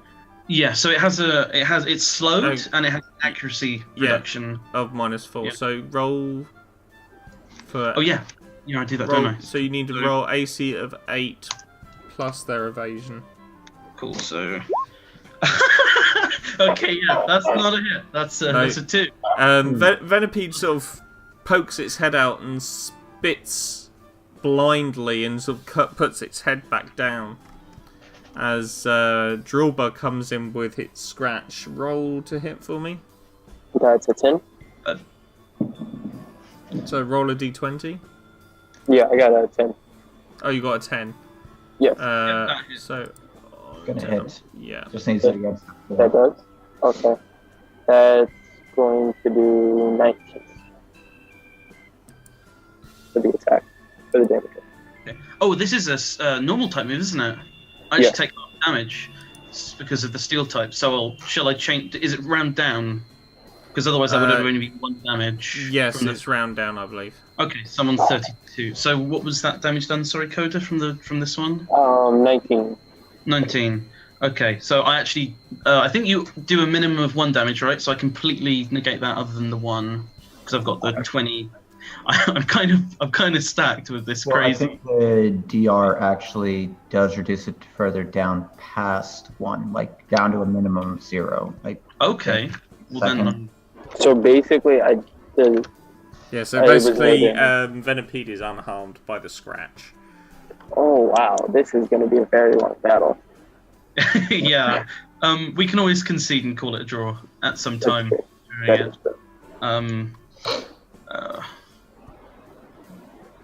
Alright, so next, Cool. Next thing, I'm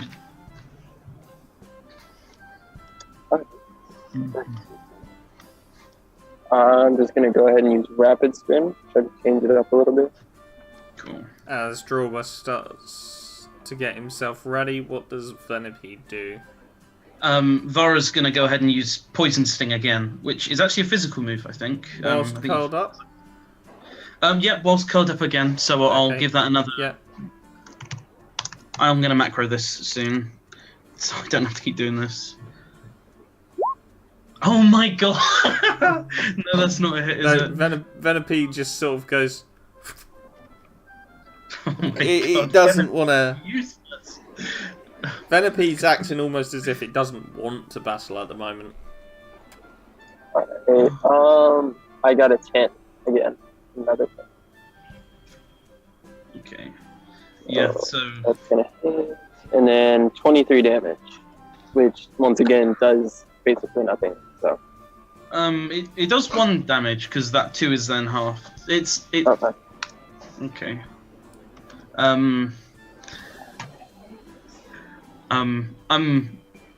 At this point, Kane probably raises his arms and say, we should probably call it there. I don't think Venipede's too into this right now. Is it possible to call the match off? All right. I guess, yeah. Jober's gonna be a little upset, but yeah. It's cool. I just don't think Venipede's too into it right now. Yeah, it looks good that way. Drillbuzz sort of walks up to the Venipede, and Venipede uncurls itself, and Drillbuzz sort of patting it on the back. Oh, Oh, can I I like that. It's cute. can I sort of go down to it and be like, hey, stroking it, Vara, you alright, girl? I just wanna, hey, if you wanna talk or anything, I'm right here.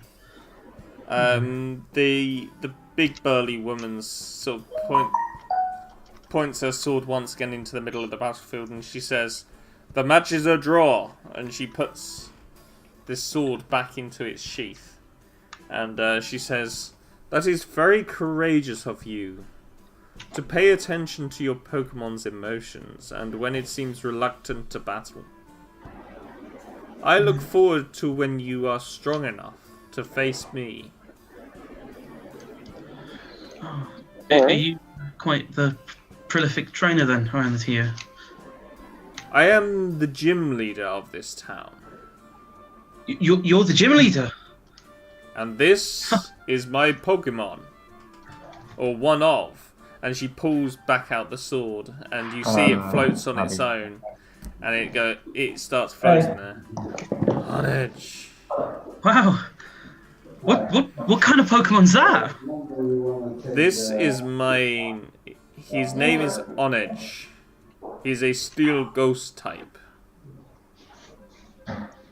Wow. I've not seen one of these before. Guys, should we add it to the book? Probably, if it's not already in there. And you start looking through the book, and sure enough, you find it.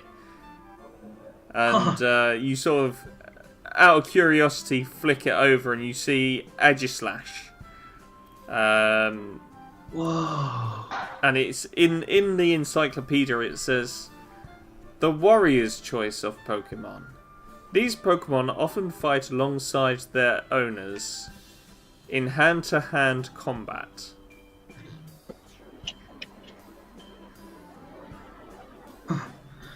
Whereabouts did you catch that then, Mrs. I can't remember your name. I'm sorry. My name is Jocelyn. Jocelyn. Onedge and I have been together for a very long time. I discovered him deep in a ruins in the mountains. Okay. Mountains. Cool. I have to check it out. So, Jocelyn, I have a question. Yes. Why is your gym unavailable? Why is what? Sorry, I couldn't quite hear you. Why is your gym unavailable at the moment? Why, it is the festival of Dia de Muerta, and it is my job to oversee the operations of the event. Okay, so you oversee the tournament? There is no tournament. This isn't that kind of event. The Dia de Muerta is where we remember the ones we have lost. Oh, okay. And we pray that they return to us in the form of ghost Pokemon. I see. Alright, I thank you very much for that. Are there any sort of traditions that we can engage in, like candles or anything to stay away from to not upset anyone? I think it's mostly common sense. I mean, if you wish to pay homage to your ancestors, you can always deliver a wreath to the statue of the Gon. Okay. Yeah. I think I'll do that then. Thank you. I appreciate all the information that you have given us today. Of course, it is my job as a gym leader to advise traveling trainers on how to improve and to teach and educate.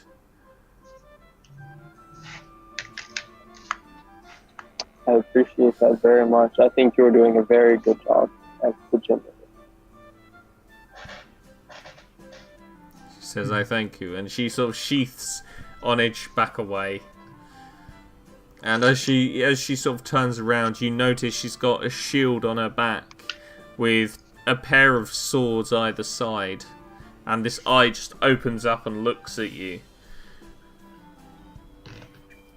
What?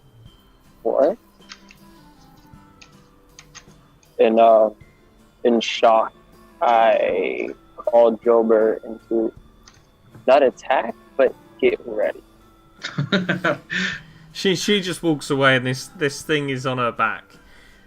Oh, okay. Alright. That's Well, yeah. That's mildly disturbing. Do we recognise it as Aegislash from the manual? Or... Yeah. Cool. That was pretty interesting. Did you know things like that were around? You learn something new every day. A sword. Yeah, no. I've lived near the beach most of my life. Do you think there's like a house Pokemon or like a tree one? Or like a washer. That would be really cool. You could wash your clothes. Oh, I could do well. Melotic for that right now, but no, that'd be pretty solid. Yeah.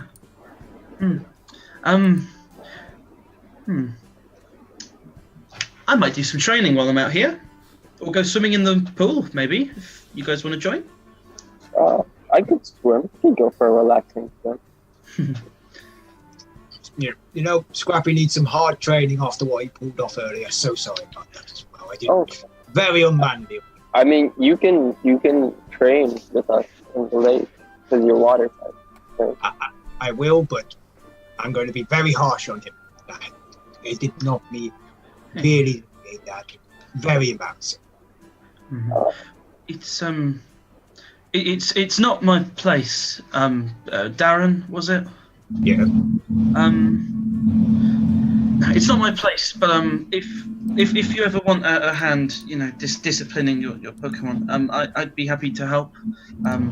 You do you, but slapping isn't always the best way to I'm sorry, I don't mean to infringe on your way of doing things.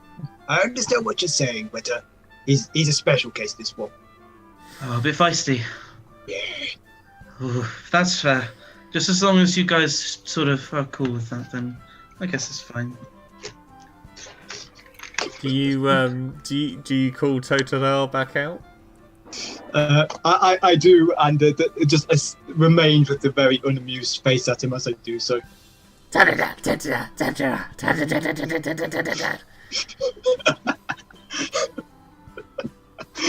love it every time, sorry. It is brilliant. Totodile, you just see sort of Totodile run and jump straight into the lake. Oh. I see what you mean. As its head is just floating above the water with his eyes out, looking around. He's a very excitable one.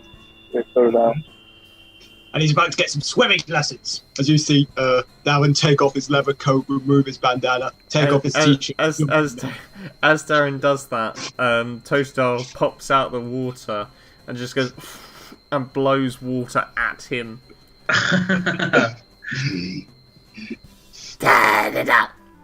That's it. 2 laps around the lake. Come on in. Are you going in with him? Yeah. Okay, make me an athletics check.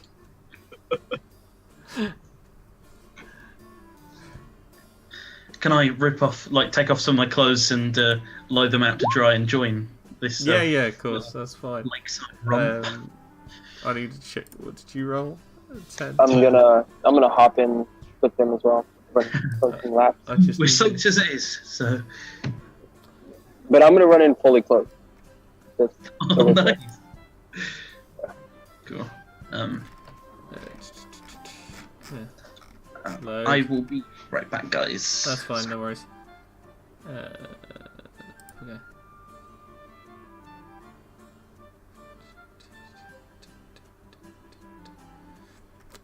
What is it? Out for penny in for pounds. Thanks for the follow there.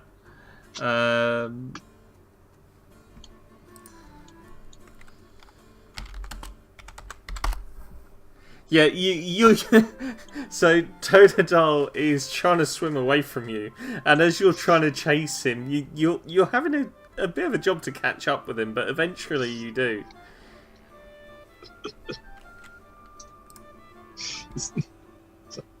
So as he grabs him, swims him out, pops him down. Training time. Now, give me 10. Oh, wait, 5. Okay, 2. Push-ups. I thought we'd been over this before. we doing laps or push? He's gonna do 2 push-ups and then a lap. And he does so. Right. Good. Now go have fun. And you feel something pulling on your legs from underneath the water. And you look down and Totodile is there just trying to pull you back under the water. Playfully, of course. Yes. Alright. What's Jason doing at the moment? So everyone else has gone for a swim. Okay. Also, I figured out why you guys might have been hearing that. It was going through my webcam, picking up the noise. Ah, right.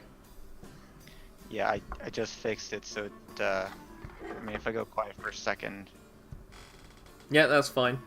Yeah, same. So yeah, what are you doing at this moment? Everyone else is swimming. Alright. And as you sort of go outside and look around, see everyone jumping in the water, you see that same sort of emo-looking chick coming down towards you, and she says, "Hey, Mum says your Pokemon are ready to pick up." Oh, wow! I wasn't expecting to be ready until tomorrow. Yeah, well, we haven't had many passers by, and she likes to over-exaggerate. Ah. Well, yeah, I'll stop by, maybe get a little training in with my own team. Since Okay. I'm gonna be going up against the gym leaders, hopefully soon. Okay, well, you know where we are. Quick question. Yep. In regards to like the training earlier, I have an ability Ace Trainer. Yep. It says that the trigger is we spend at least half an hour training.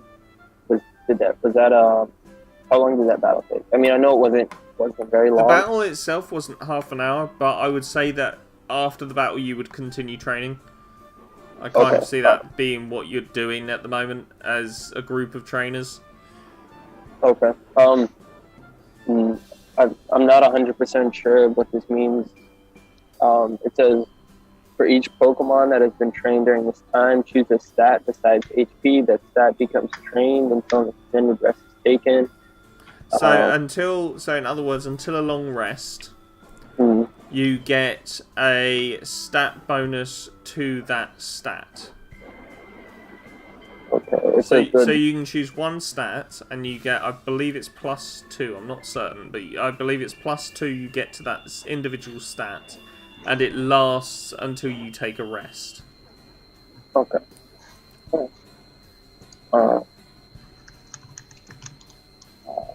Would that go in the modifier Yeah. of the stat? Okay. All right. It actually says default state of train stats is +1 combat stage instead of 0. Oh, so you gain an extra combat stage permanently. That's pretty cool. Well, until the Very long fun. rest Yeah. is taken. Yeah. That's good. All right.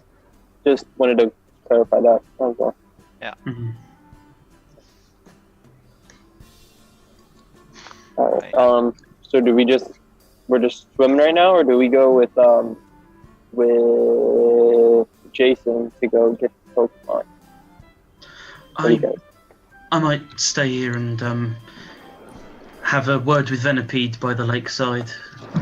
But if you guys want to head away, you're, you know. Alright, well, I guess I'll just go with him in my soaking wet clothes At least in it's not case, winter. true? Oh, in case you get into some trouble on the way. I mean, I'm more worried about the one with the Totodile, considering, you know, what happened.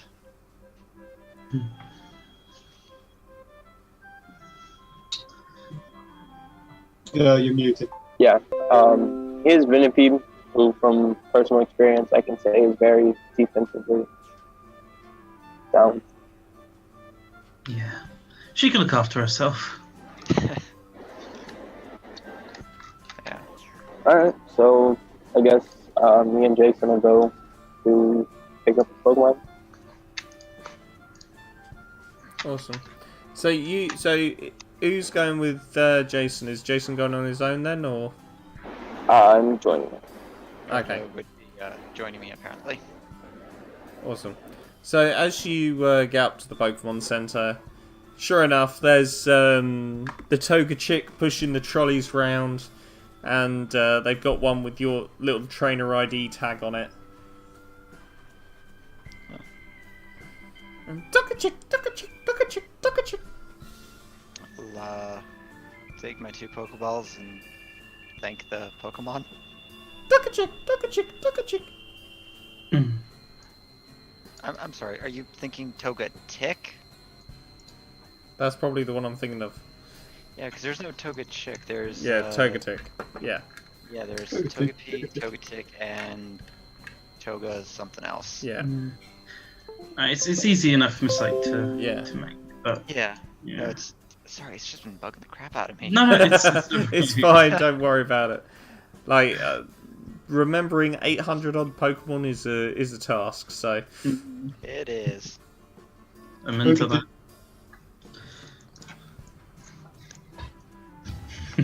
Toga Kiss was the last one. Yeah. Sorry, that was just gonna bug the crap out of me if I didn't even look at it. As you sort of collect your Pokeballs and go to walk out, you see that Emo Joy, I'm going to call her Emo Joy now. Emo Joy stood outside and she's got this tiny little Togepi in her hands. And she's like, for God's sake, why do I have to be the one to take care of you? What's wrong, Emo Joy? Is that her like official name? That's just the name we're referring to her as. Yeah, apparently. because Okay. you got Nurse Joy and Emo Joy then. Okay. Alright. What's wrong, Joy? My mom wants me to train this stupid Togepi thing. And what's wrong with that? I thought you wanted to become a trainer. Not of the family Pokemon. I'd much rather be, taming a wild Skarmory and riding it through the skies. I think that you should probably start slow and work your way up to riding Skarmory. Do that. You start to hear Togepi go, Togepi, Togepi, Togepi. I was like, I'll ask Joy what Togepi is doing. Make a Pokemon education check. Um, How about that you handle, since you're curious. 7. On a 7, I say you're not quite sure what's going on, but after a few moments, Togepi just glows white. And then there's a loud bang as Togepi uses self-destruct. Huh. Alright. Oh, good. I'm glad we're by a Pokemon. What the shit just happened? So you guys at the lake have just sort of heard this huge, loud bang in the background. Look around and there's like smoke rising from beside the Pokemon Center. Oh. I say we go check that out. Come on, you. Yeah. So just grabs the Totodile, puts him over the top of his head. Yeah. So amazing. Alright. So, did my Drillbird get hit by that? Or Everything in the radius got hit by it, but for the sakes of keeping it smooth, we're not worrying about damage or anything like that at the moment. okay. It's more of just like a when Pikachu would use Thunderbolt on Ash. On Ash. Okay. Yep. Yeah. Okay. Except it destroys half the building. I mean, fair enough. And you see, as you all sort of get there, you see Nurse Joy coming out. Oh my! What have we told you, Joy? Keep that Togepi under control. Not exactly her fault. It used to move and then it glowed white. I mean, the explosion was probably self-destruct, but I don't know what was happening beforehand.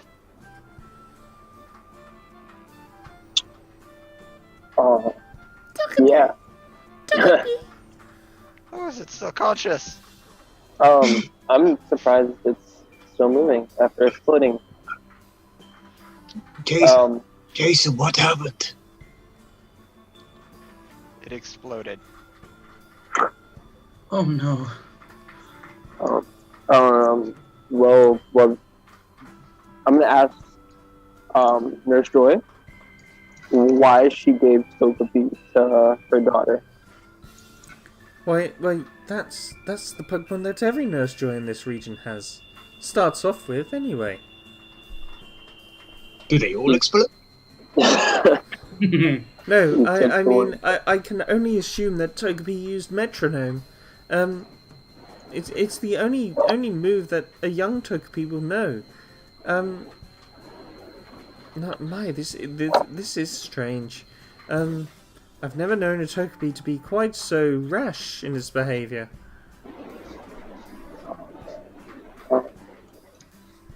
Hints about its nature as well.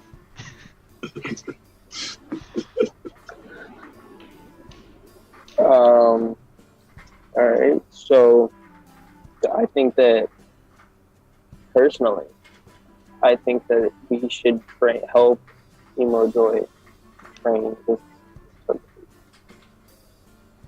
That might be a good idea. Mm-hmm. Random explosions in healing Pokemon don't really. Would you like some help training your Togepi? Or... Nah. I'm sure I'll get the hang of it eventually. That's the spirit. Hey, Mom! I'm not sticking around anymore. Yeah, what? Sorry? You heard. I'm going on an adventure. I'm gonna go see the professor and get registered. Mind if I take Togepi? Why? Yes, well, I guess so. And she says, I'll see you punks later. As she sort of just barges past and heads off up to the Pokemon lab. I'm not a punk, I'm a rider. Why do people always get that wrong? Okay, so question. Yep. Are there trades? Are there trees? Yes, there's lots of trees. No, trades. like TRADES, Ding. trading. Oh, trading. There you go. Yeah, I mean, it's something that some trainers partake in. It's not quite as common as it otherwise would be. Like it's nowhere near as common as it is in the Pokemon games. Like trading your Pokemon away is mostly frowned upon. Okay. Well, I'm gonna go for it. So I'm gonna pull Emo Joy aside, like before she storms off, or maybe like follow behind her while she's storming off, and I am going to offer her that if I catch a Honchkrow, or not a Honchkrow, Murkrow, I will trade her the Murkrow for her Togepi. You say if you capture her and Murkrow, you want to trade it for her Togepi. Yes. In spirit Yes. of her wanting a Skarmory. And you think I can't do that? Catch one of those things on my own? I mean, What do you take me for, some kid?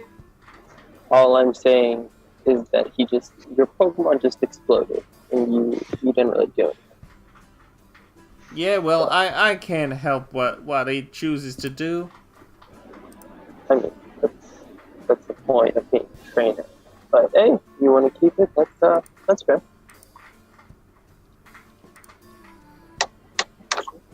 All right. Well, that went smoothly, guys.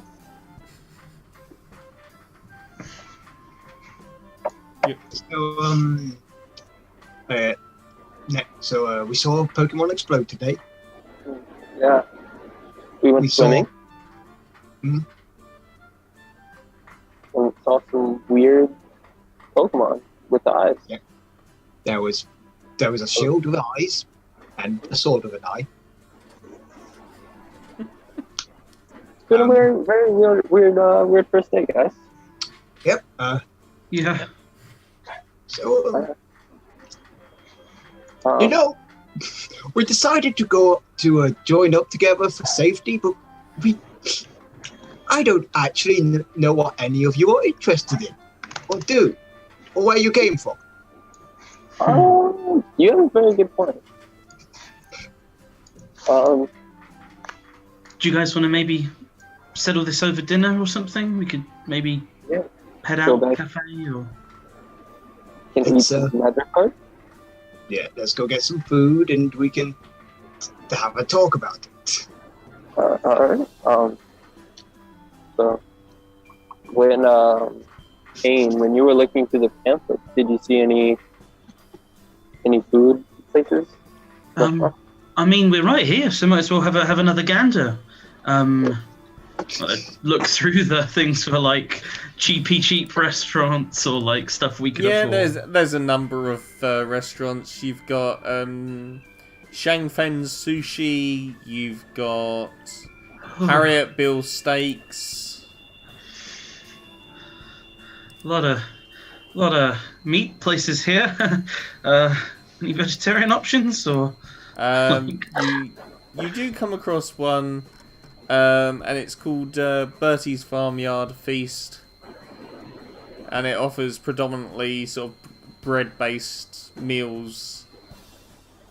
Bread-based meals. Well, I mean, here's the selection. I'll go wherever you guys go.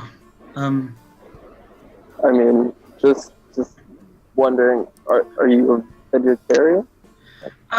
When I can be, it's just not really a huge fan of thinking about how these things have been cooked and made and sliced up. But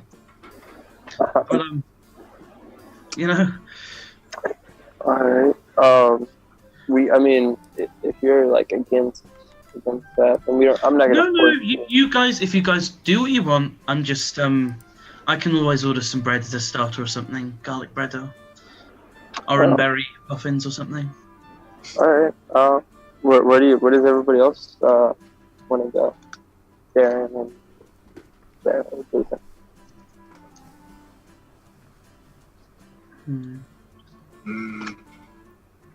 Steak's always an option. And I guess the other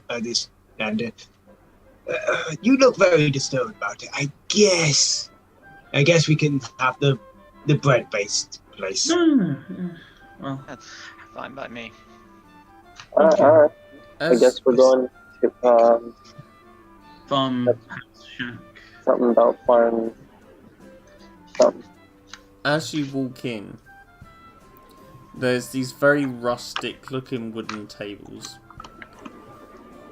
And you notice that behind the bar, there is a number of these tiny dinosaur-looking Pokemon with little flames on their backs, as the chefs are baking some rolls, seemingly on the backs of these Pokemon. And you also see that you've got a number of milk tank out the back for the fresh milk. But the most intriguing thing you see is that there are a number of Torterra. These large land turtle looking Pokemon. The fully evolved form of Turtwig, and each one of them seems to be having a different kind of vegetable growing off of their trees.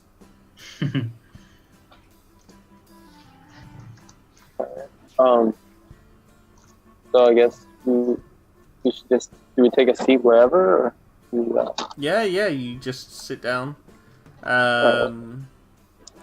A lovely young lady comes over and she says, well, hi there. Can I take your order?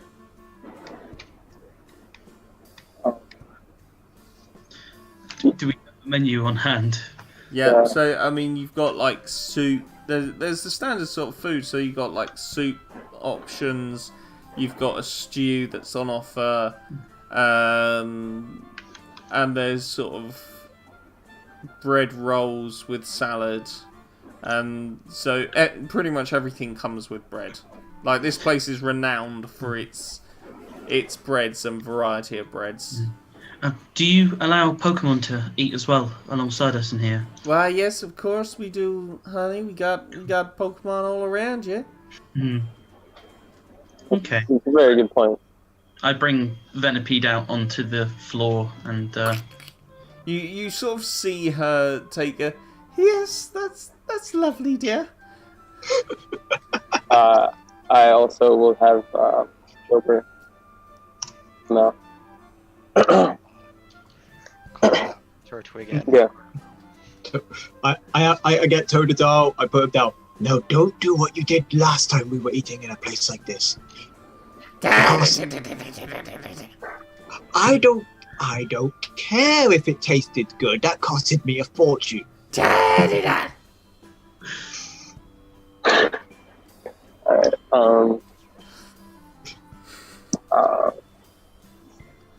And you see Turtwig sort of looking up at the Torterra going, Turtwig, as he sort of almost trying to size up to these giant versions of himself. Turtwig, spoiler alert, that thing is a lot bigger than you, but you're gonna get that big one day. Turtwig, as he sort of comes back. And the lady brings out, your orders and places the Pokemon food on the ground. And she goes, when you're ready to pay, you just come find me, okay? Ask for Eleanor. Eleanor. And what's the name of the restaurant again? Just to have it down. The bread basket. Bread basket, cool. The Olive Garden. Oh, that was sarcastic. Okay. Just keep it at that. Just keep it at that. Just leave it at I mean, you think I planned for you to eat? Basic human needs. We were hoping. I mean, we were hoping to cross the line at some point. I mean, I feel like he was more assuming we just have Magikarp at the at the Fisher guy's house. Apparently. So, I mean- well, where'd you all come from?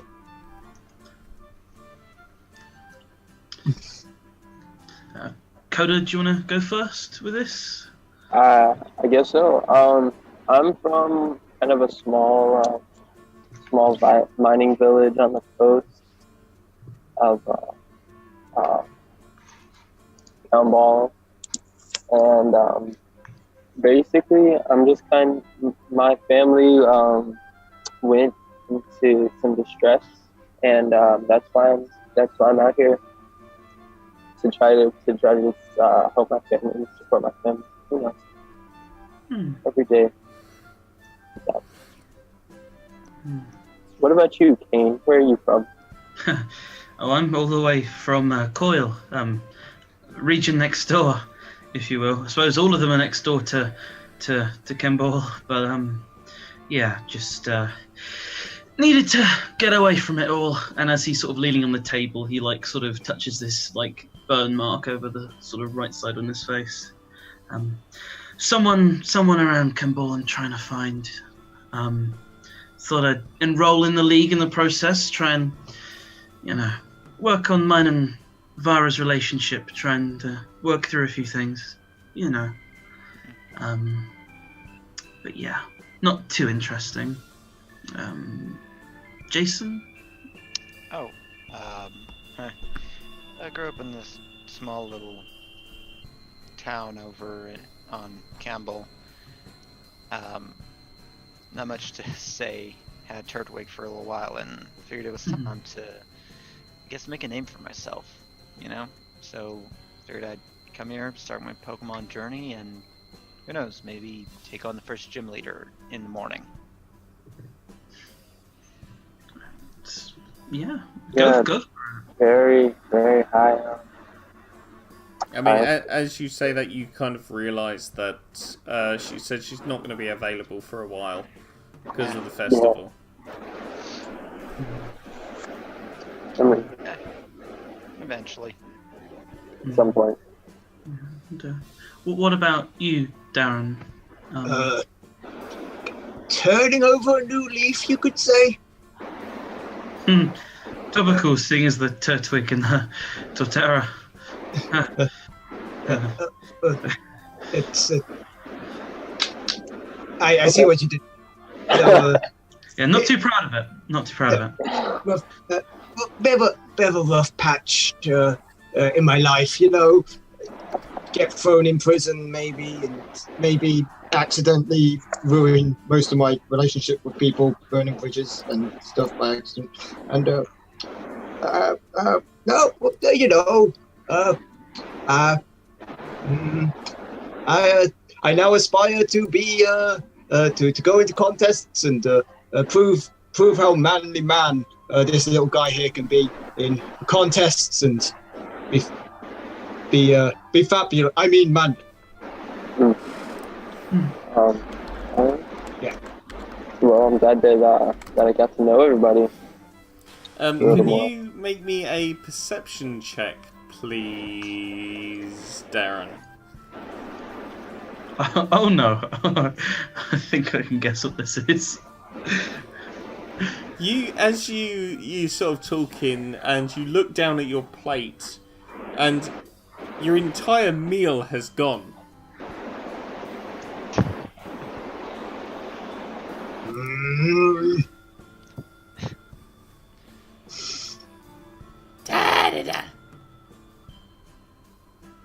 This is Scrappy. I trained with him for many days and months. I met him on a beach, and he's a really good friend, aren't you?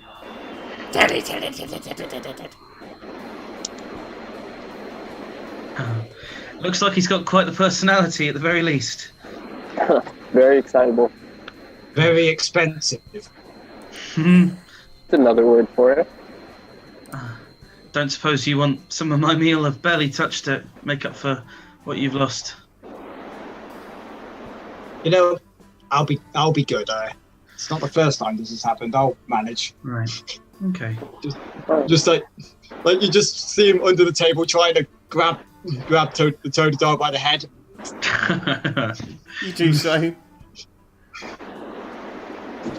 Just giving him just like a reassurance of stop doing that.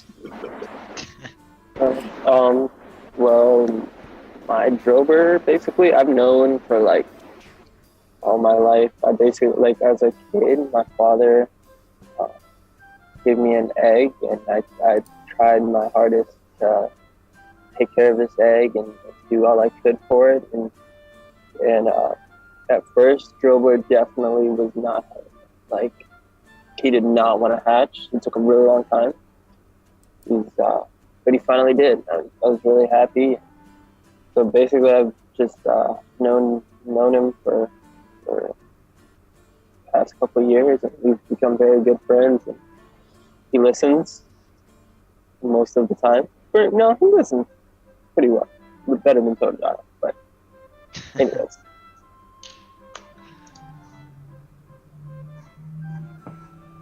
That's Well, I mean, from the battle, you two look like you shared a really strong bond, or share even, you know. yeah, we've been together for a long time. What about your Venipede? It didn't look, at least from the battle, like it was very. Oh, I think that's something I'll have to sort out later. I don't really know. I'll just go and stuck into the meal and make sure Venipede's eaten theirs. You see Venipede's actually eating the bowl that was presented. Oh no! And I pick Venipede up and I'm like, how heavy is it? Is it like really? He's a fair weight. Go ahead and make me an athletics check. God, okay. I should be better at these now after lifting him so much. Oh, her, sorry. Yeah, you sort of lift, but you can only lift like half an inch off the ground.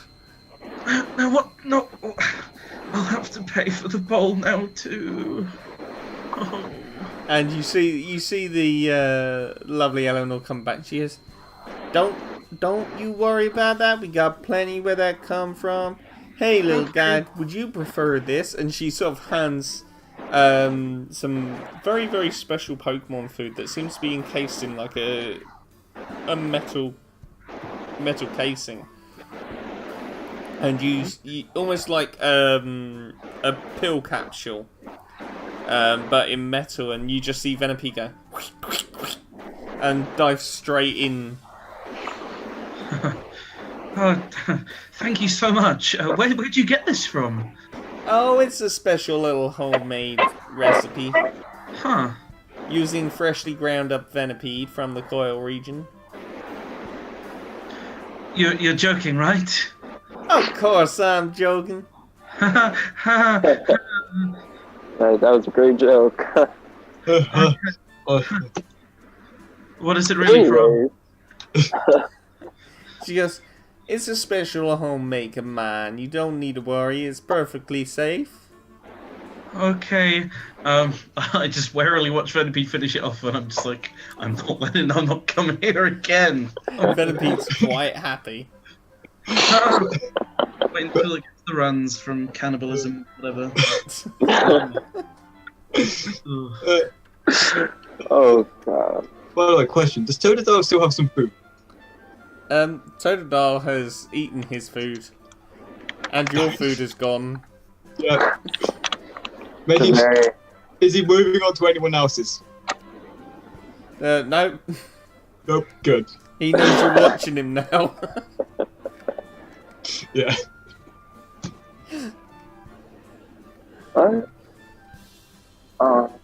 So GM, what time is it? Like, it's getting towards evening time now for sure.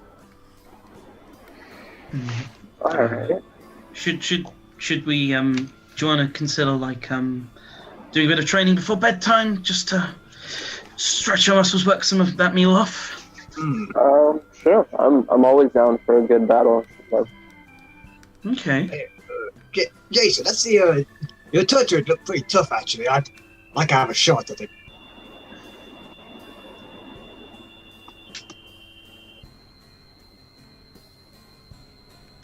All right. Jason, did you catch that? Yeah. Oh, sorry. Okay. Yep.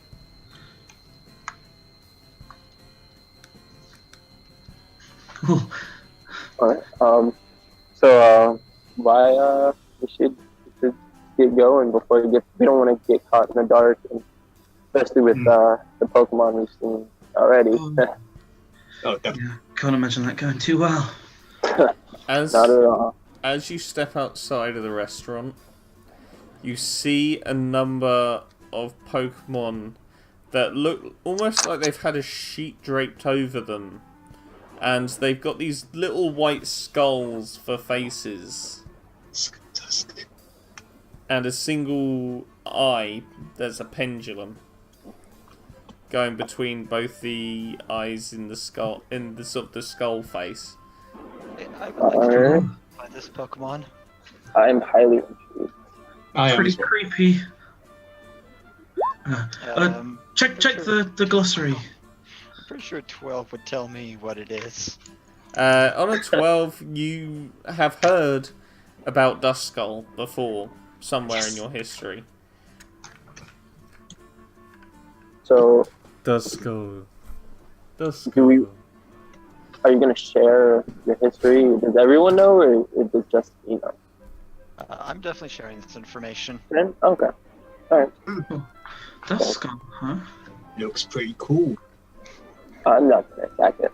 Okay. In the distance, so you guys are, to be realistic, you guys are probably around here somewhere, and down towards the sort of main town centre down here, you suddenly notice all the lights in the city light up.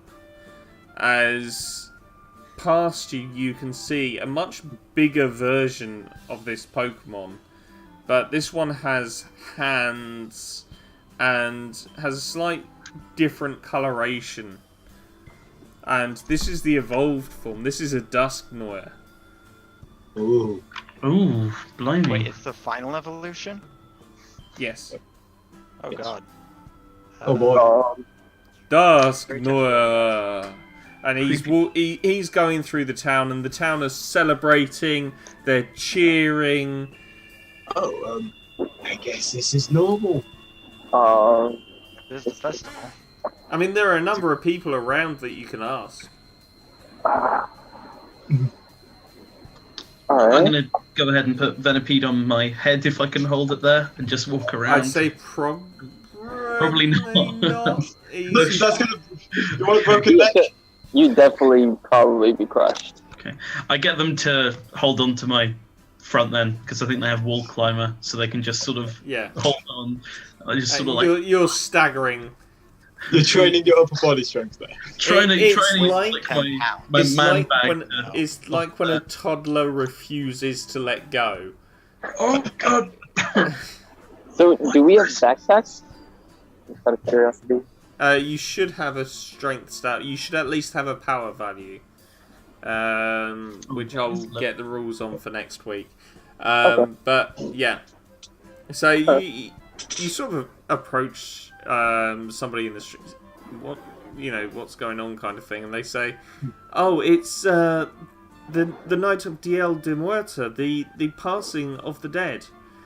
It's where we pay homage to the dead, and the fairy Pokemon Dusknoir comes and saves their souls." I'm sorry. You said fairy? Fairy? Fairy? The ferryman Pokemon. Oh, fairy. Oh, right. He takes souls onto the next life. Oh. That's quite a task. What do you think would happen if I battled it?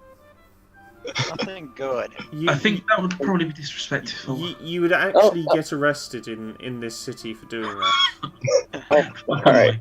I'm just gonna steer. That Dusknoir is worshipped by everyone in this city. I'm gonna stay. Go to. You won't survive in jail. Trust me. No, probably not. I believe the appropriate phrase is "you're too pretty for jail." Yeah. Exactly. I'm here for that. Alright. Let's go follow this crowd. They seem interesting. Yeah, why not? Sure. And as you're sort of walking along, your Pokemon are also very interested in all the various stalls that are around.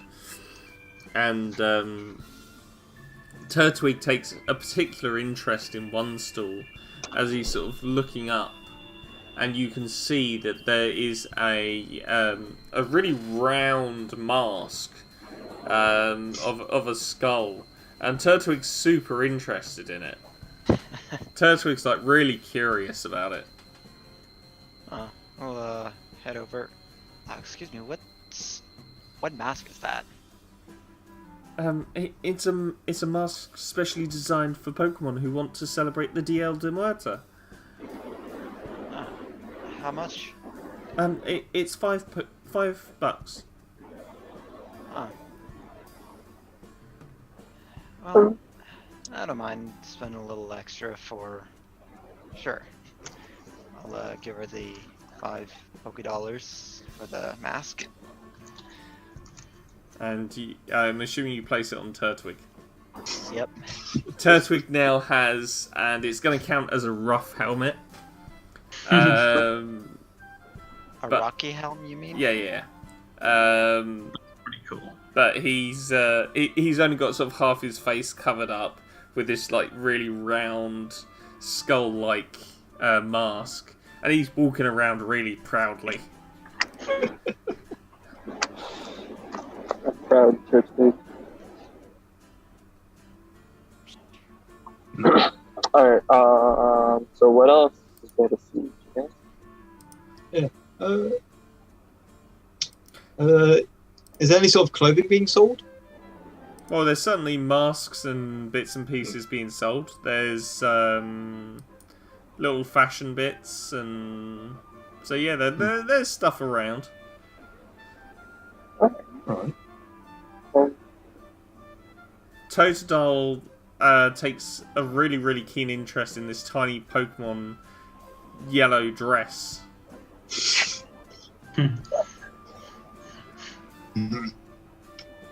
Like, it's daisy yellow. Yeah, it's like. Tilda. Are you going to find that? Tilda. Alright, I'll expand it if it needs to be. Tilda. And she goes, that will be $10, please. Goes into his wallet. Thank you so much. And yeah, you've now got Totodile walking around in this little yellow dress with a patched up leather coat. Perfect. Totodile. He's like a drunk best friend. Too true, man. And as you sort of follow the path of all these market stalls and everything around, you get to the centre and there's a little stage, and you see Dusknoir just hold out his arms as his eye just sort of fades into his head, and you just feel and see like visibly this white stream of energy filling Dusknoir up as his size increases. And after about 10 minutes, Dusknoir reaches his maximum size, and he like, this Dusknoir is huge, and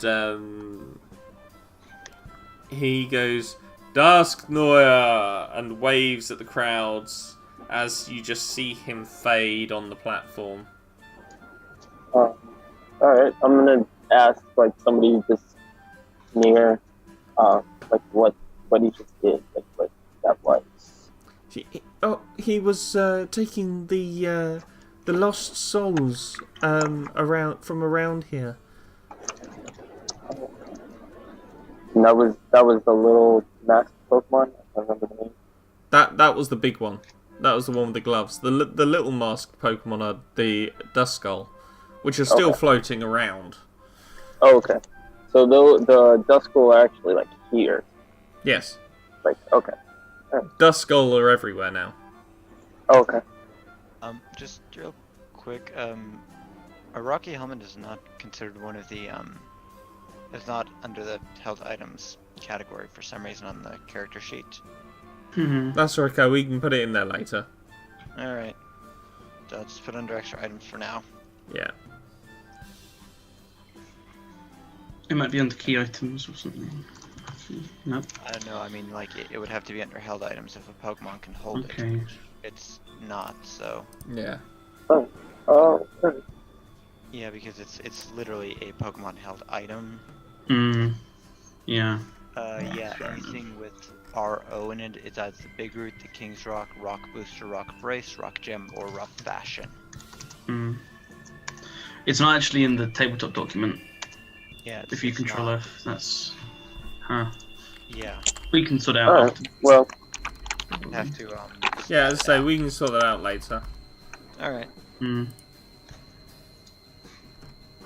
That's no problem at all. So. Just wanted to bring to your attention. Was that like the end of the parade?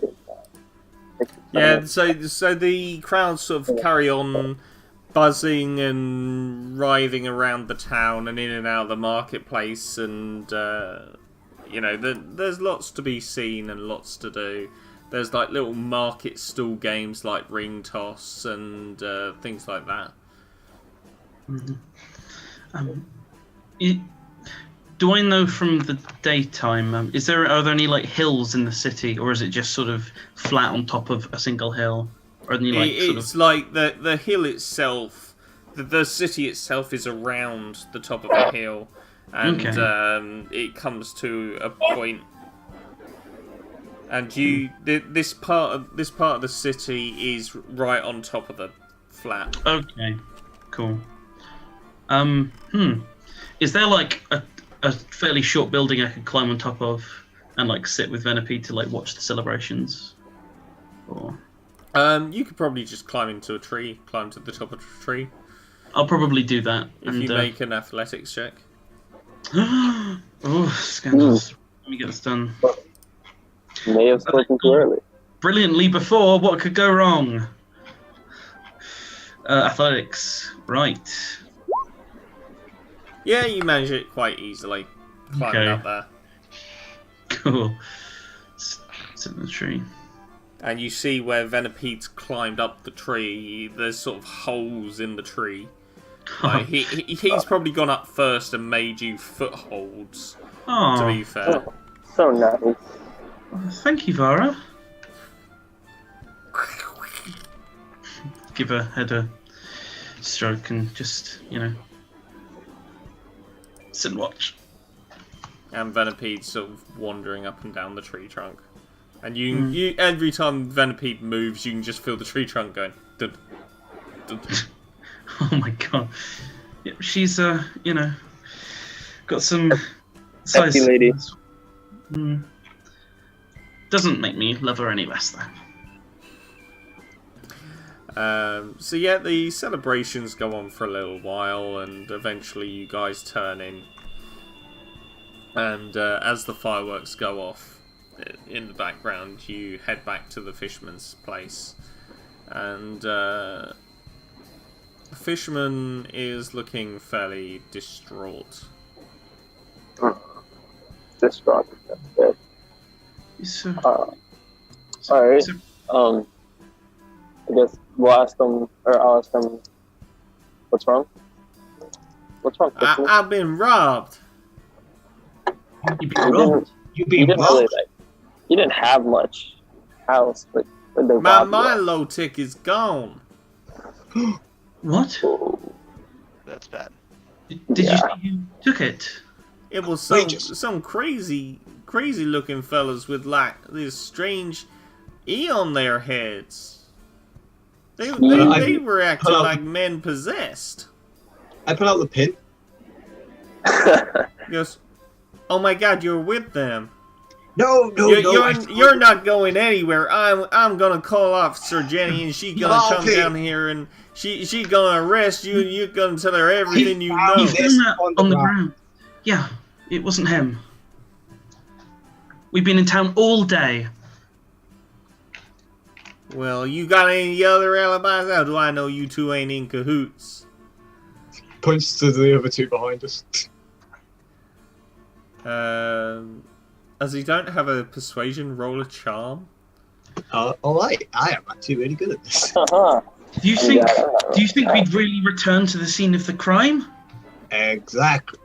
I The ain't criminal always return to the scene of the crime. You know that. I ain't no criminal. I've done my time. I've turned over a new leaf. I'm not with them. I found this on the ground. So you admit that you've been a criminal? I used to be. I've done my time. Ooh, probably not the best of times. Hey, not just because someone's had a rocky past doesn't mean that they're gonna be rocky again. That probably doesn't sound as good as it did in my head, but Thank you, Kane. I've got this. Look, Okay.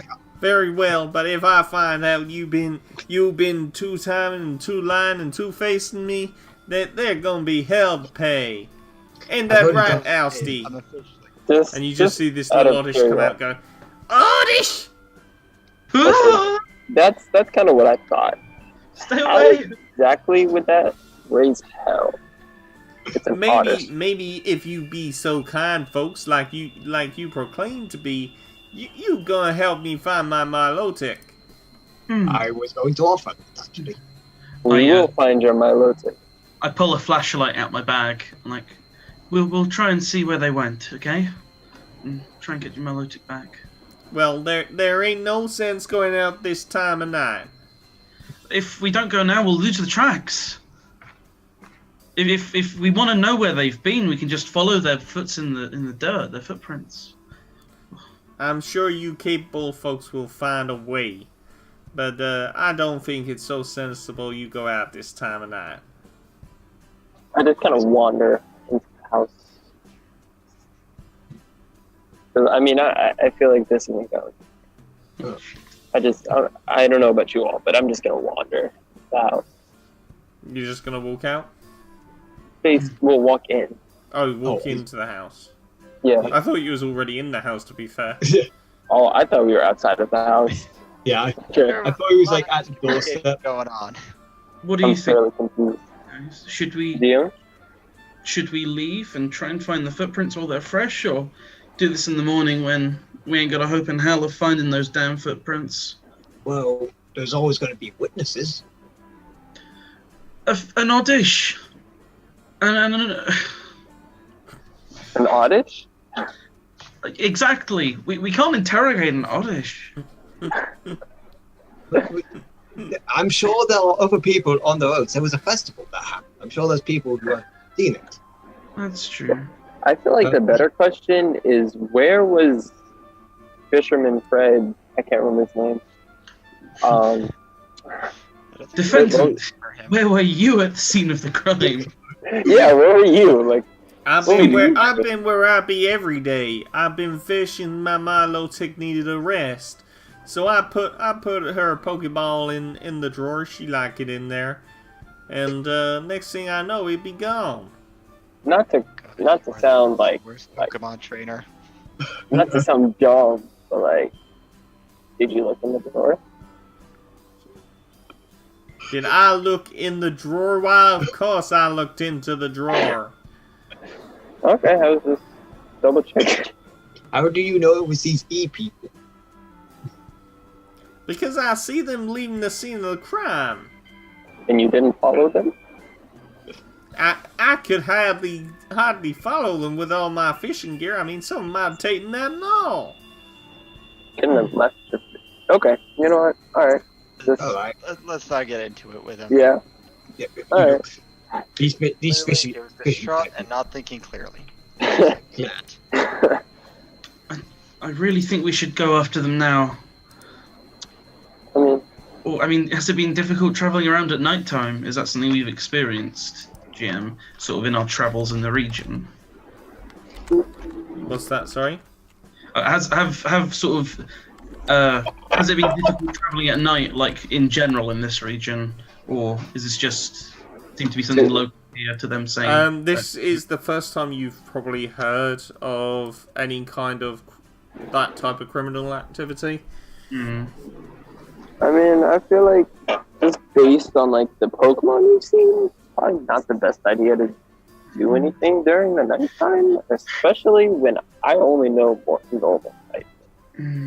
Well, how about we follow the tracks a bit, see where they go to bed, and track there in the morning.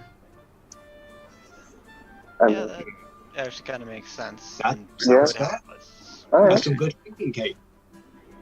I try. Okay. I with Venipede at the side. Oh wait. Do any of your Pokemon have really good senses of smell? Because we could probably use that back scent. My Drober has a big nose. All right. You see Drober go. Is Drober out of his ball or is he in his ball? Yeah, he's up. You just see Drober sort of clang his arms together and go, drill! Drill! All right. I think that he's pretty excited to go ahead and do that. So. Give us a bit of an aerial view. Coming out, Murkrow. Ah, nice. Good idea. Forgot I had one. Murkrow! You literally Alright. touched the fish. We did. Murkrow! Oh, I forgot I had that, didn't you? All right. And you well, see, as you sort of ask it to go look, Murkrow's gone before you've even finished your sentence. Like, is that a Okay. good thing? We Right. probably want to Right. follow. Comes back. Might need some training with that one. Oh yeah. Yeah. bear in mind it's pitch black as I've well. had this- I hope he comes back. I shine my torch up in the sky. Try to find it. All right. Guess now we're looking for 2 Pokemon. All right. Okay. I'm You know, that could have gone better. if you love something, you let it go. If it comes back, it was meant to be. All right. So Drober, let's After a while, you sort of hear above you, like you're just staring in bewilderment, and you look above you, and you actually see Murkrow flew back because he didn't have a clue where he was going, and just started circling you. all right. I guess that's good. Knows where home is. Okay. Now maybe listen. Okay. We're Murkrow! For people that stole a Pokemon, they seem to have some weird emblem, maybe on their chest, maybe on their heads, Hold out the pin. Murkrow! something like that. Please Put it on their eat head. Murkrow! And Murkrow flies off with the pin. Right, I take my flashlight and using my survivalist abilities, I use them. Is this an urban environment in this little building? Oh yeah. Yeah. Okay, I'm going to use fling as I try to throw my torch at the Murkrow to try and knock the thing out of its hand. Hey, don't hit my Murkrow. Okay, no, fling has a range of 6. Is it within 6? I'd say no, because Murkrow's quite quick when it's flying. Oh, bugger, then I probably wouldn't use that because I know the range. Unless I've just done it now. You could just- But no, you probably wouldn't have thrown the torch anyway. I call 'cause up, I'm like, I don't want this to break. I know, so... you sort of think about it. God, Arceus, damn it! Arceus, damn it, get back here! Arceus, damn it. Okay, stop. I like Wait, it. consult the book. It might like shiny things. We might be able to call it back. You after a Come little on! while you hear him, crow, crow, crow, crow. Oh god, I swear to god if it's leading me into a trap. As you sort of follow the sound of your Murkrow, you come across a very, very young trainer who's got this very strange looking Caterpie, and it's white but with a pink tail. That's not all happy. I want to fight it. No, there's a young trainer with it. Like, it's got a trainer. Who does the guy who stands on roads, says a random fact, and then begins a battle? I Who will. the- Hey, you're not supposed to be out this late, are you? young. He goes, my name's Andrew Whitebread, and I'll decide what's good for me. I'm sorry, you said your name was Andrew Whitebread? Something funny about my name? Caterpie String Shot! And Caterpie just unfires this ball of string at you, but it sort of bounces and lands next to your feet. Rocket spin? And Drillbus just comes out from underneath him, spinning at speed, and sort of knocks the Caterpie flying and goes, hey, that's not very nice. And you're a tiny child out in the middle of the night, so... You shouldn't start fights. Not nice. Caterpie, return! And he sort of calls back the Caterpie and goes, I'm gonna get you for that, and he runs off into the city. Why does something tells me that he will be returned one day? Me too. Probably with like a big athletic, you know. I didn't think this city could get any stranger. Well, Alright. You say that, and it's only the first day. Alright, After a little while of looking around the area where Murkrow sort of signalled, you find there are a number of footprints that lead down the hill that you would have come up to Sunbreak City, and they appear to be heading to, and let me get my map up because this is why I make maps, so that I memorize where places are. It's heading down to Starley Harbour. That's the sort of direction the footsteps are heading. alright guys, just giving you a heads up. I'm not very, I mean, like I can swim, but as far as like battling goes, this will be fine. I'm sure they won't. Like, what are they? Some sort of evil corporation that lives under the sea? hopefully not. Unlikely. That would be terrifying. If they are, we're leaving that to you and Totodile. Basically. What? I mean, yeah, of course I could take them. I mean, Finnebeach could probably help out with that. Maybe. If you guys start hearing anything, let me know. I'm pretty good at keeping myself quiet and can maybe scout ahead a bit. As long as there's some undergrowth. Does Drober know anything? Or, I don't know if he... Drew was sort of has gone a little way further, but not much, and the trail just seems to go cold eventually. Alright. That's, Murkrow, return. that sucks. Alright, so it's somewhere in the hall. Is it like the dark of night right now? Like completely dark? Yeah, you're in the middle of the night. I do have my torch. Oh, I don't know how I'd feel camping out, considering there's people like that around. Wouldn't want to going anywhere. Drober could maybe like dig us little like Trek. Like it's no great trek to get back to the fisherman's house. oh. Okay. You're only about sort of quarter of a mile out, which would be about a 20-minute walk, if that. So we got a clue where we're going. Wake up there. Sounds good. Yeah. So I guess we head back and sleep it off. Awesome. Okay. And I think, folks, that is where we will leave it for today. Thank you for playing along, and thank you to everyone that tuned in. We're going to go round our players. Let us know where they can find you. Feel free to type it in the chat. And let us know what you thought about your first session of PTU. So we'll go in reverse order this time. So Coda. 1 second. I actually have to look because I am not on social media very often. I was very unprepared for this. Alright. All right, we'll come back to you. We'll come back to you in a second. Alright, yeah. Good guy pie. Alright, so, I am Good Guy Pie. Most people can find me as Good Guy Pie, pretty much anywhere, Good Guy on Twitter.